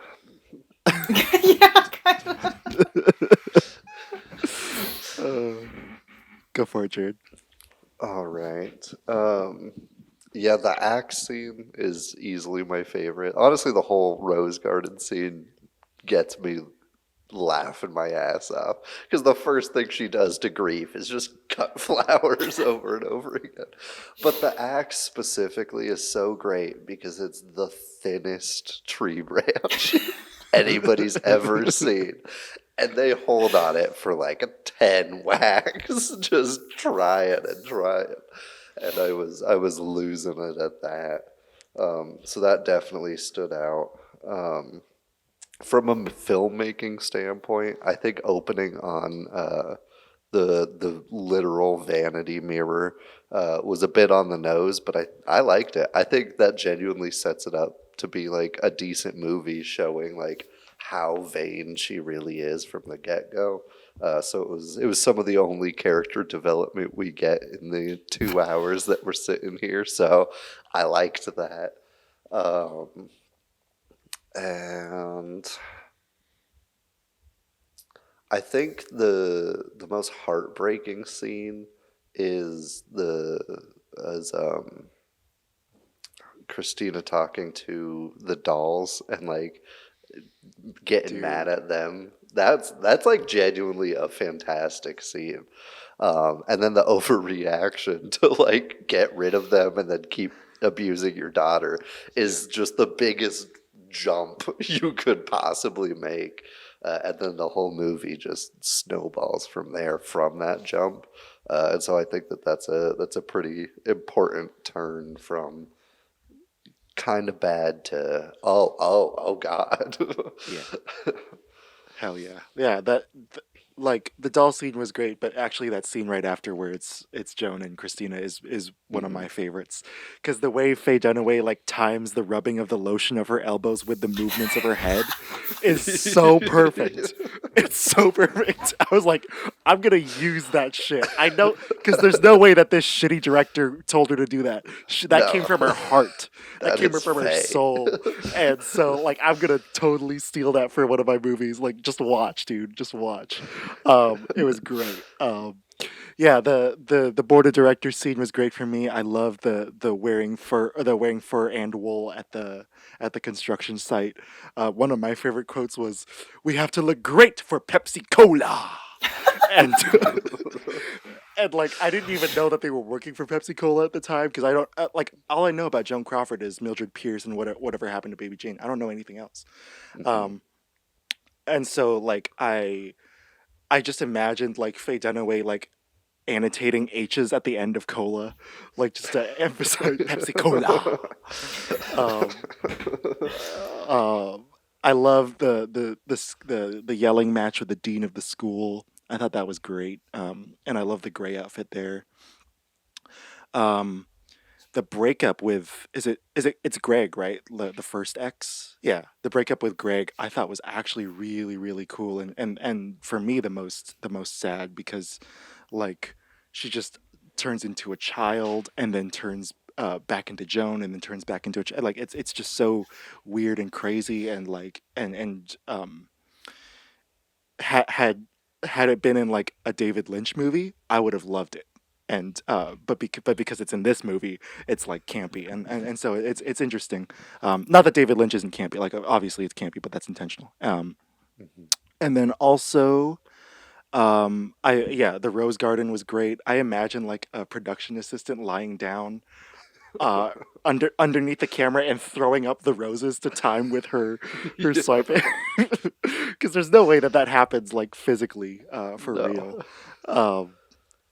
And then also the wire hangers for me is probably my favorite, because that one was just to me the most animalistic, the most dark, the most like the closest they got to really embracing the evil of that character, whether or not Joan actually did that, or whether or not Christina exaggerated that. Like, it's still it's such an interesting like look into the abyss, and then also still funny. Like, it's weird. Right. It would be Yeah. it would be so much more impactful, but she's wearing that like headband and like what is clearly the worst wig they had on set and the white Yeah. face mat. It's like why is she dressed like that? Now it's camp. Now it's ridiculous. Yeah. Yeah. It's crazy. Any other movie and it would be like a harrowing experience to watch, but it's not. Yeah. And I felt the same way about Jared, the breakup scene.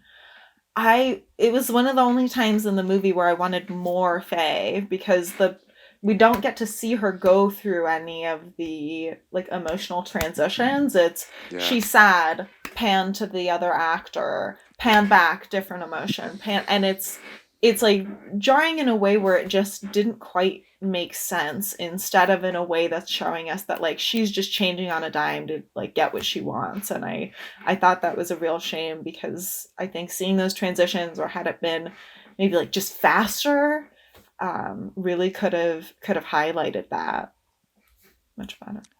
Hell yeah. Absolutely. Cool. Shall we transition to Evil Dead 2? Where can we find Mommie Dearest? I rented it on YouTube. It is not on streaming anywhere, unfortunately. I'm sure if you have a local library, I'm sure they have it on DVD if you want to get it for free. 100%. Absolutely. Yeah, I think it's also $3 on Prime and Apple TV. If people are anti-YouTube for whatever reason. Yeah, all right. Evil Dead 2. Everybody ready for that chaos?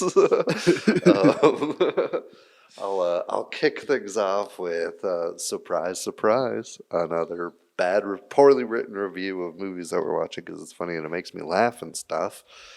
This one from Hunter A4, who gave it a 1 out of 10 and titled this Awful, but AWEFUL. And I think that's just the perfect one-word review of this movie, because you're in awe, but it's awful. They say, spoilers. When I first read about the Evil Dead series on IMDb, I was wanting to seethen big hit blockbuster like XXX and Austin Powers. The first one I saw was Evil Dead 2, and I remember renting it because I wanted to be scared so bad I couldn't sleep. Didn't happen. Instead, I got the most bizarre film I have ever seen, and probably will see. The only decent acting came from Bruce Campbell, though he didn't do a lot of talking until the other people arrived, so his part wasn't too difficult. The blood was largely exaggerated. Blood spews from somebody when they get killed, which doesn't really happen in the real world. I don't know about this wide world of film crap. Okay, now on a good part. I laughed. But the reason I hate this movie is because I wasn't looking for a laugh. I was looking for a scare. So if you like horror movies, stay away from this one. Please. Very cool. Yeah. Very cool. I just like the idea of people reading about the series and being like, yeah, that'll scare me. There is nothing in it that is scary, tries to be scary. But that said, it's a lot of fun. I picked this mostly because it was the most campy camp I could possibly think of, I think. I racked my brain for just pure camp in its purest form. And I think the two genres that camp is best in tends to be horror followed by comedy, and so having this be the mix, I think, is just out of this world. It's super creative. It kind of subverts the zombie genre and horror as a whole, but in a weird, playful way. I don't think there's a lot of density to this movie at all. I don't think they're trying to make any statements, really. But that said, I thoroughly enjoy it every single time I've watched it. And it saved Sam Raimi's career. So how could I be upset at that? Yeah. He was coming off a failure of Crime Wave, I think it was called. Yeah. And didn't know what to do. Stephen King was making a big push for a sequel to this, and it worked out. And it worked out in their favor because now it's one of the most revered horror movies of all time, kind of by a weird fluke cash grab in a way. And I think that's a beautiful thing. That's the peak of film. I do love Bruce Campbell in it. I think he's perfectly exaggerated. I can't imagine anybody else in his shoes for this role in any of the movies in the series, honestly. The set design is terrible in the best ways. The monster design matches that. A lot of the dialogue is insane, also in the best ways. And I just think it's a real fun movie. I'll give it I'm actually going to go positive for this one because the director and everybody involved clearly knows what they're trying to do. Their goal is to make exactly what they make. I don't think it was unintentional like Mommie, Dearest, and I don't think that it's kind of a mix like I kind of saw with The Last Dragon in a way. And so I'm going to go positive. I'm going to say it is a 7.7 out of 10. And with that, Pauline, why don't you share your thoughts? So I have not seen any of the other movies in this franchise, and I didn't really know anything about this movie going in, which I think is probably for the best. Yeah, and I don't consume a lot of horror movies, so I was definitely coming into this as somewhat of a fresh slate, which was a fun experience. I will say for most of the movie, I wasn't really sure if it counted as camp because of the intentionality of the of the direction and the acting. Like it's clearly supposed to be ridiculous until the ending. Where as soon as like that vortex started to form, I was like, oh no, this is camp.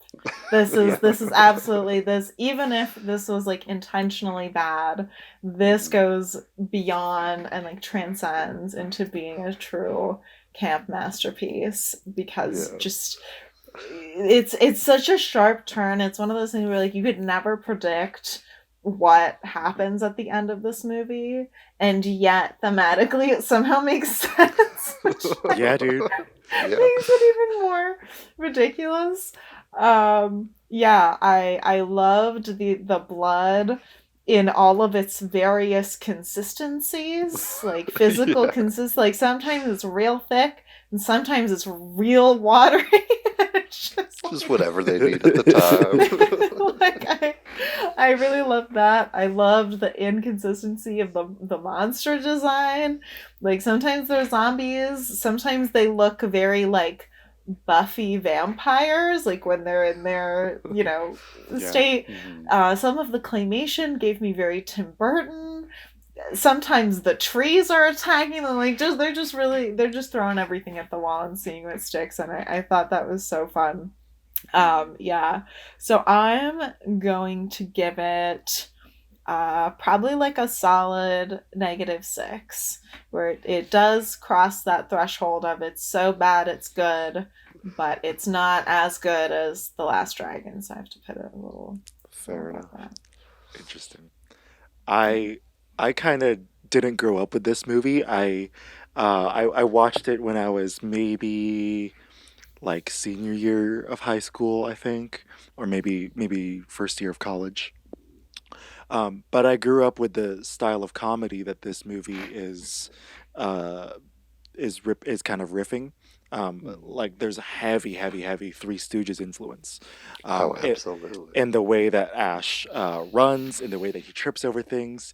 I'm pretty sure they even like in Army of Darkness, the sequel, they even do that thing where they poke the eyes, but he stops it with his hand. it's so unabashed and so beautiful.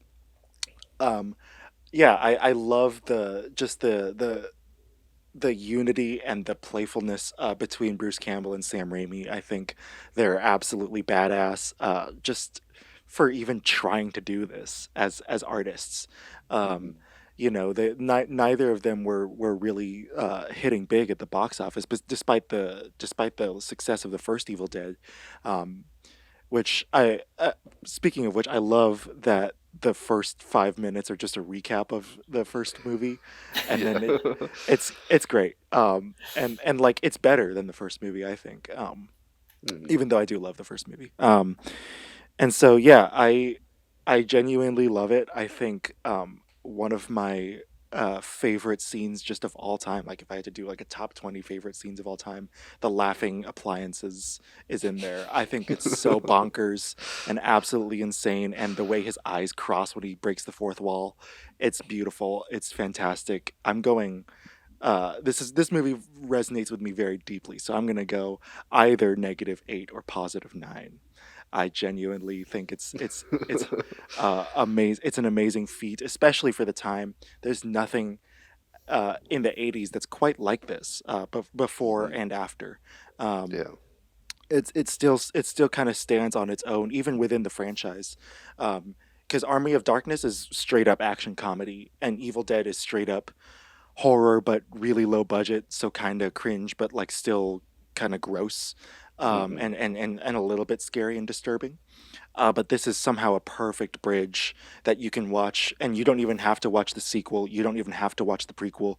You can just enjoy it. I think it's one of the best sequels ever made because of that.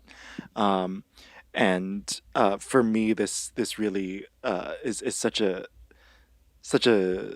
yeah, like a beautiful time. Like I could play this as a like at any Halloween party just in the background, and it would be a great decoration. Yeah, yeah, absolutely. Um, the only movie that I can really compare it to is just Evil Dead 1 because it's the only Yeah. one that like matches the style. Um, and then like I think Scary Movie borrows a lot, especially with some of those slapstick elements and later down the road. But for like almost it's not a straight horror, but as it's more of a straight horror than scary movies or obvious satire that do borrow from it. To commit that fully to the style is absurd in the best way. Um, as a fan of the horror franchise, Jared, where like how did you feel about the horror elements? Like they kind of play with zombification, having like just the hand coming at him and stuff, and there are like nods to werewolf lore and a bunch of other stuff. So how did you feel they balanced the roots of horror with the new style that they were going with? Um, I know Sam Raimi is definitely influenced by George A. Romero. I think any independent filmmaker is. Night of the Living Dead is very claustrophobic. It's Mhm. all about this contained space you can't escape, but you can't let the evil in as well. And also the evil is within us. So um, I think that part of it is just bugging me on this. Sorry. Yeah, Um, that's fair. I think that part of it is kind of what cements it into the horror canon, is like taking those techniques from Romero and applying it to comedy. I think is to broad comedy, to slapstick and screwball vibes. I think is really really interesting and really cool. I also think that the violence in it, even though it is goofy, it's very visceral. Like every single cut, every single stab, every single like shot, like the person receiving that hit, especially Bruce Campbell, really reacts to it with their whole body. And it's so satisfying, and like I hate to use this in a horror slasher type thing, but crunchy. Like it's Yeah. like there's texture to every single body movement, and the camera captures that beautifully because we're not just locked in a wide shot. We're not just locked in a medium shot. We're in a dance with the main character, and the camera does that dance beautifully. I think. Also switching POV between the hunter and the hunted is very useful in terms of the horror of the film, and so that's kind of where I connected it with the genre. I know you don't really fuck with horror, Pauline, but like where does that um, Yeah. how did how did that resonate with you? Yeah. I mean, I definitely like in terms of just film in general, I definitely saw a lot of comedy references. It gave me very Monty Python, not Yeah, just with the ending, but just the general just the general vibe. I would definitely, for me, that's probably the closest thing to it. I don't know if that's the the the way that blood is used or what, but that's kind of the thing that kept coming up in my mind. But I kind of like think in anything terms of goes. yeah, yeah, it's just anything can happen at any moment and you're not really sure where it's going, but it all somehow works and it all somehow like connects well together. But yeah, in terms of like horror themes, I really thought that sort of the idea of like solitude came throughout the movie, especially, considering Ash is alone for the first like half of the movie. Hmm. And yeah, the furniture laughing at him was very nightmarish. The first thought that came to mind, I was like, it's like Beauty and the Beast, but the furniture's mean to you. um, and I definitely, having not knowing anything about this movie, I was like, oh, this is just going to be about him being alone, going through just having just the worst time of his life. And then he's joined by all these other characters, but it's still very much centered on his experience. And you sort of know that everyone else is going to die. Like it feels very much like an inevitability. You just don't know when it's going to happen. And so then at the end, where he's propelled into the past and is once again, alone and, screaming, no, no, and that's the reason why. I think that really, in terms of like actually scary elements of this movie, I think him having to go through this whole experience just mostly by himself and being sort of the sole survivor, that was definitely the part that chilled me more than any of the gore or monsters throughout. Definitely. Yeah. Yeah, the theme of solitude was one of the only that I like really picked up that they like tried actively to kind of hammer in. Were there any other themes that like jumped out at you that you kind of took to? That was definitely the main one that was sort of coming up over and over again.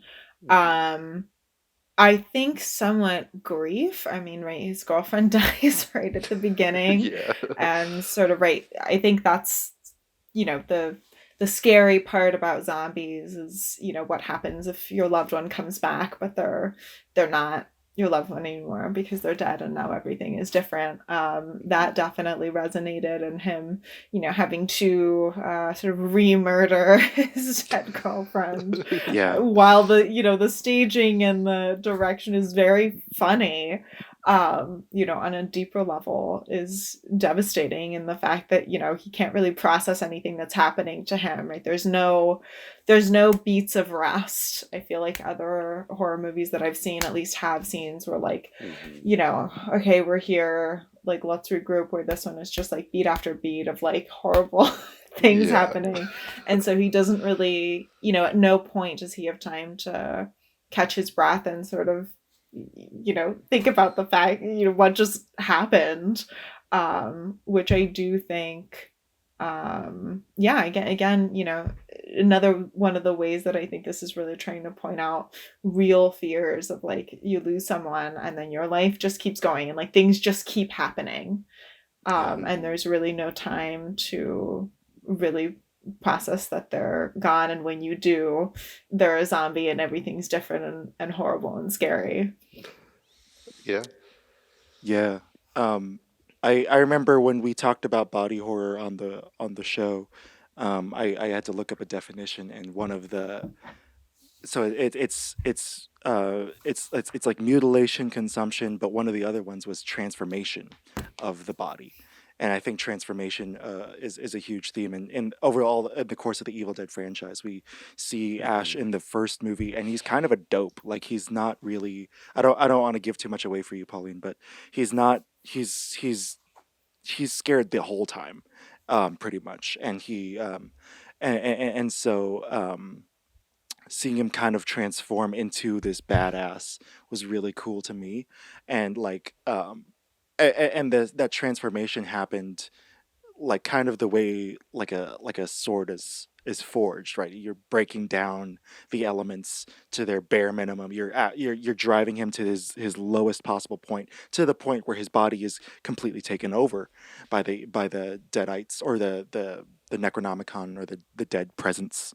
um and and he has to crawl his way back up. And I love that with especially with horror. It's one of the reasons why I love Ellen Ripley in the Alien franchise. And going forward into the franchise with Army of Darkness, and then with Ash versus the Evil Dead, like you kind of see him turn into this superhero, and it's really really fun and cool, and like kind of Power Rangers-y, like the way he poses and like Yeah. gets the Places job his done. hand. Yeah, man. I love the theme of transformation, right? Like even the negative transformations, right? The parents and the girlfriend going back and forth between their like zombie faces and their human faces to manipulate the characters. The transformation of the house, over the course of the evening, it gets destroyed, bit by bit by bit. um, and I think that's a really cool accomplishment on the part of Sam Raimi and Bruce Campbell, because you can tell this movie was filmed out of order. There are so many continuity errors. Yeah, the whole movie is a giant continuity error. Yeah, exactly. Like, because yeah, there's the house looks completely different from the first movie to the second movie. Mhm. Yeah, but yeah, like I appreciate that's in there, as well as the theme of solitude. I agree with both of you on that one. Yeah, the stuff at the house. It's funny. This movie was almost entirely shot in like a gymnasium in North Carolina. Like it's just like a high school gym, and so it's crazy that it's not consistent when you have to build a set like that. Like it's wild to me. Um, yeah, so much of this movie is off the rails, and kind of looks bad, but not too bad in a weird way that only the 80's could be. What did you guys think of like the CGI and like the effects of it? It doesn't exactly hold up to me, but the fact that it doesn't hold up makes it more of like its own style, and so I kind of fit in like a camp where I like it, but it doesn't. Like I wouldn't say that it looks realistic at any point. How did you guys feel about like the practicals or the CG? And we can start with Pauline again. I I thought that the practicals, like the makeup and the puppets, were great, and then it was just disappointing when they switched to CG, and like the character design almost looks completely different. Like I really wish that they had just stuck to the practical effects. Like especially I'm thinking of the scene where the mom is like just a head and like a vertebrae, and like had, from the character's point of view, she looks one way and it's like very realistic and it's clear that it's like a puppet, and then they switch and you almost can't tell that you're looking at the same thing, the same character, because from the back the colors are different, the texture's all weird. Yeah. And so I wish they would have sort of just picked one and stuck with it, because to me, I don't know, I don't care when things look dated. I think that only adds to the charm, especially in a movie like this. I just wish it could have been a little bit more continuous. I think that was the only time where continuity really bugged me, and I'm not usually a stickler on that, but it took me out of what was going on in those moments. Yeah. Are you sure you're not a big horror fan? You said the magic words. I wish there were more practicals over CG. You're Well, pretty much initiated.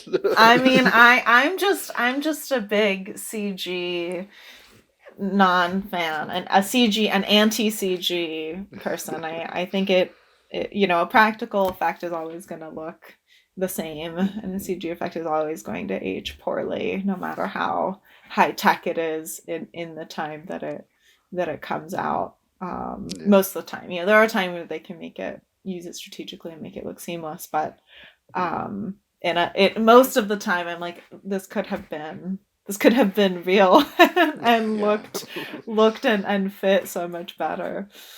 Yeah. I think the one enhancement that the one special effect I didn't like was, ooh, hi dog. I think the one special effect I didn't like was after he time travels back to medieval times. Everything has this weird yellow tint, and it just looks kind of ugly compared to the rest of the movie. Like, and even going, I know they hadn't yet filmed Army of Darkness, so they didn't know exactly what that aesthetic would be. I still think it felt kind of lazy to just like make it look dusty. I feel like, especially with a movie where the style is so refined and so create, there's such a brilliant creative unity amongst the rest of the cast and crew. Like, I think it felt kind of weird that was just kind of, thrown together, slapped together. I almost wish that it was that they didn't even try to change the time of day or the thing, like, or the color. My favorite practical effect, though, was the hand. I think the hand is my favorite character in the film. Like, it's such a great little villain, and so rambunctious. I love that I love the interplay between the hand and Ash. Like, they are completely two different characters, and Ash resents the hand even more because it came from him and because it tried to kill him while it was attached to him. And it's a symbol of like what the dead have taken from him. And I love that, like, right before he shoots it, the hand flips him off, and he's like, "Oh!" Like he's shocked at a middle finger, like. Like he's been fighting ghosts and ghouls for the last 2 hours, but that's too far. Yeah, I think that was my favorite, and I love when 80s and 90s movies add sparks to shotgun effects. I think it's absolutely gorgeous. I don't care that it's not realistic. Like, I wish everybody would add sparks to their shotgun effects. Yeah. Sparks aren't just for kicks and punches. Yeah, I mean that's all the questions I really had prepared. I don't know. This movie isn't one of those that, like, I think that you should analyze, because I think it is just like watch it, enjoy it, and like keep going. But if you guys have any burning questions, we can touch on those before we wrap things up with another favorite scenes. Pauline? No? No, I didn't have any questions. Cool. I guess I just had one about, like, I guess Bruce Campbell's performance and the portrayal of Ash. I know we talked about the hero's journey and like kind of alternative the hero's journey in The Last Dragon, and like alternative protagonists in Mommie, Dearest. But what did you think of Ash as a protagonist during his journey, and like, did you root for him? Did you, like, I don't know, how did he resonate with you? I'm curious to hear Pauline's answer, having not like seen the introduction to him. Yeah, having not seen the intro, I definitely did not like him at first. Oh, wow. Yeah. He definitely, I for sure, because I haven't seen this movie, I didn't realize he was the protagonist until, probably 20 minutes in. I for sure thought both of them were going to die, both him and his girlfriend, and then that would be like the prequel type thing, and there's a time skip. So when he survived, I was like, oh dang it. but as it kept going, especially with the hand and him like, cutting it off and then turning it into a chainsaw, I like very slowly started to root for him, and by the end where he's time traveled and like is absolutely devastated, I felt really awful that like he went through all that and now he doesn't even get to go home.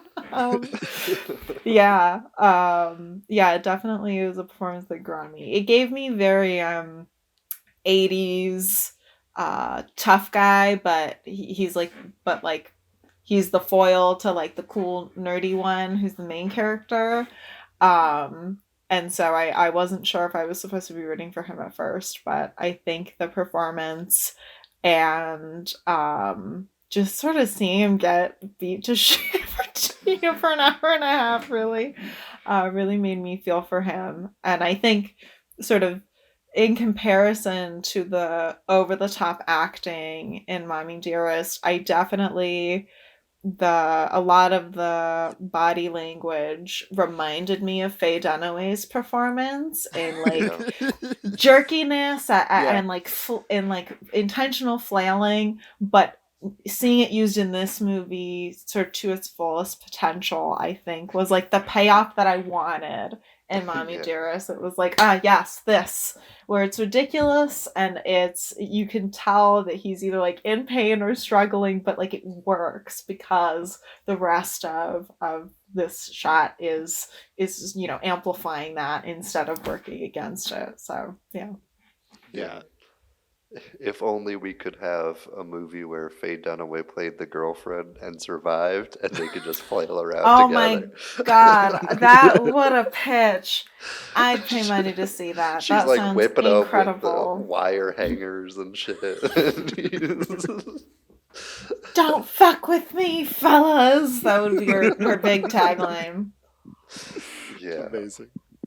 Yeah, I mean, I love Ash. I actually saw this one first, and then Evil Dead 1, then Army of Darkness, and then I like watched the whole series again.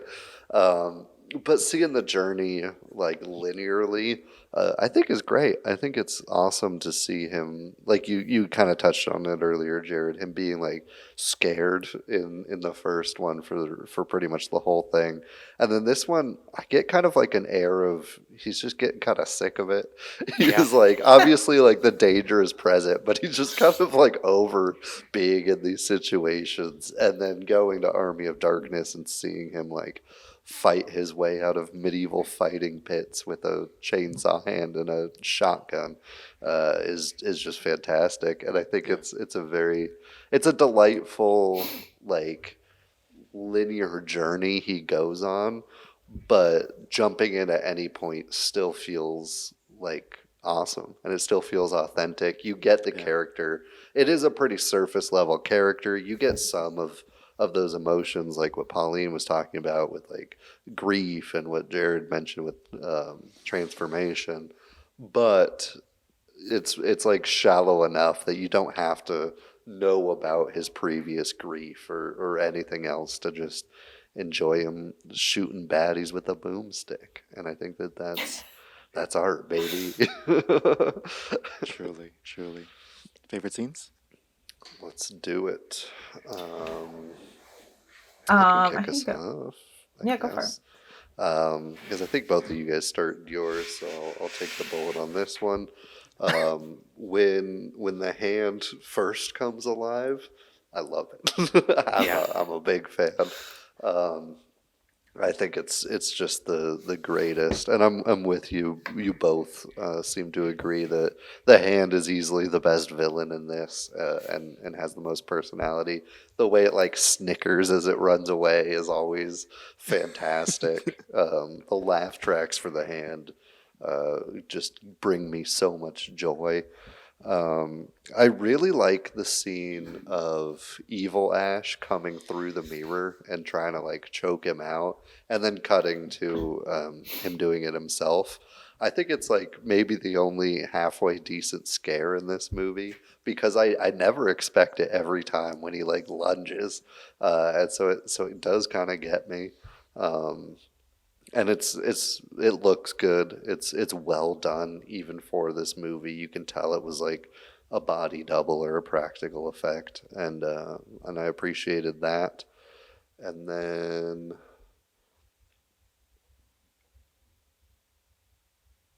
yeah, I mean those are the two number ones. I won't mention more so I don't steal more of your guys's. What did you guys have in mind? Let's go, Pauline. My favorite scene was when, is it Bobby Joe or Billy Joe? I Bobby kept getting Joe. it Bobby Joe. Why would it be the name that When makes sense, you know? when Jake falls into the trapdoor and she's like trying to pull him out by the legs, and she's like screaming, and then all the blood starts gushing up, but she's continuing to try to pull him out like he's just gonna be fine. She gets him out of there, and the scene goes on for just long enough that I was just on the floor laughing. It was so funny and ridiculous. And of course, like the volume of blood really sells it. I really enjoyed that bit. And then the other bit that I thought was fantastic is just when he's time traveling and he's in like that disco vortex. All of a sudden there's like flashing lights and then like a lightning strike. Where it's going? What's happening? Where are we going? Like what's going on? Yeah. I had a lot of fun with that. So yeah, those are probably my two highlights. Hell yeah. I got a lot. The cutting off of the hand is absolutely classic. The way he smiles through the pain and grits his teeth while he's being splattered in the face is so Yeah. gold. It's brilliant. Uh, the little weapon assembly montage is so badass. Groovy, iconic. The laughing house is my number one favorite scene, but I also love the blood one and the mirror scene that you guys mentioned. um and I also love the scare with when you see Ash get possessed, because I always forget about it in this movie because I'm so focused on the other moments, but like I just Mhm.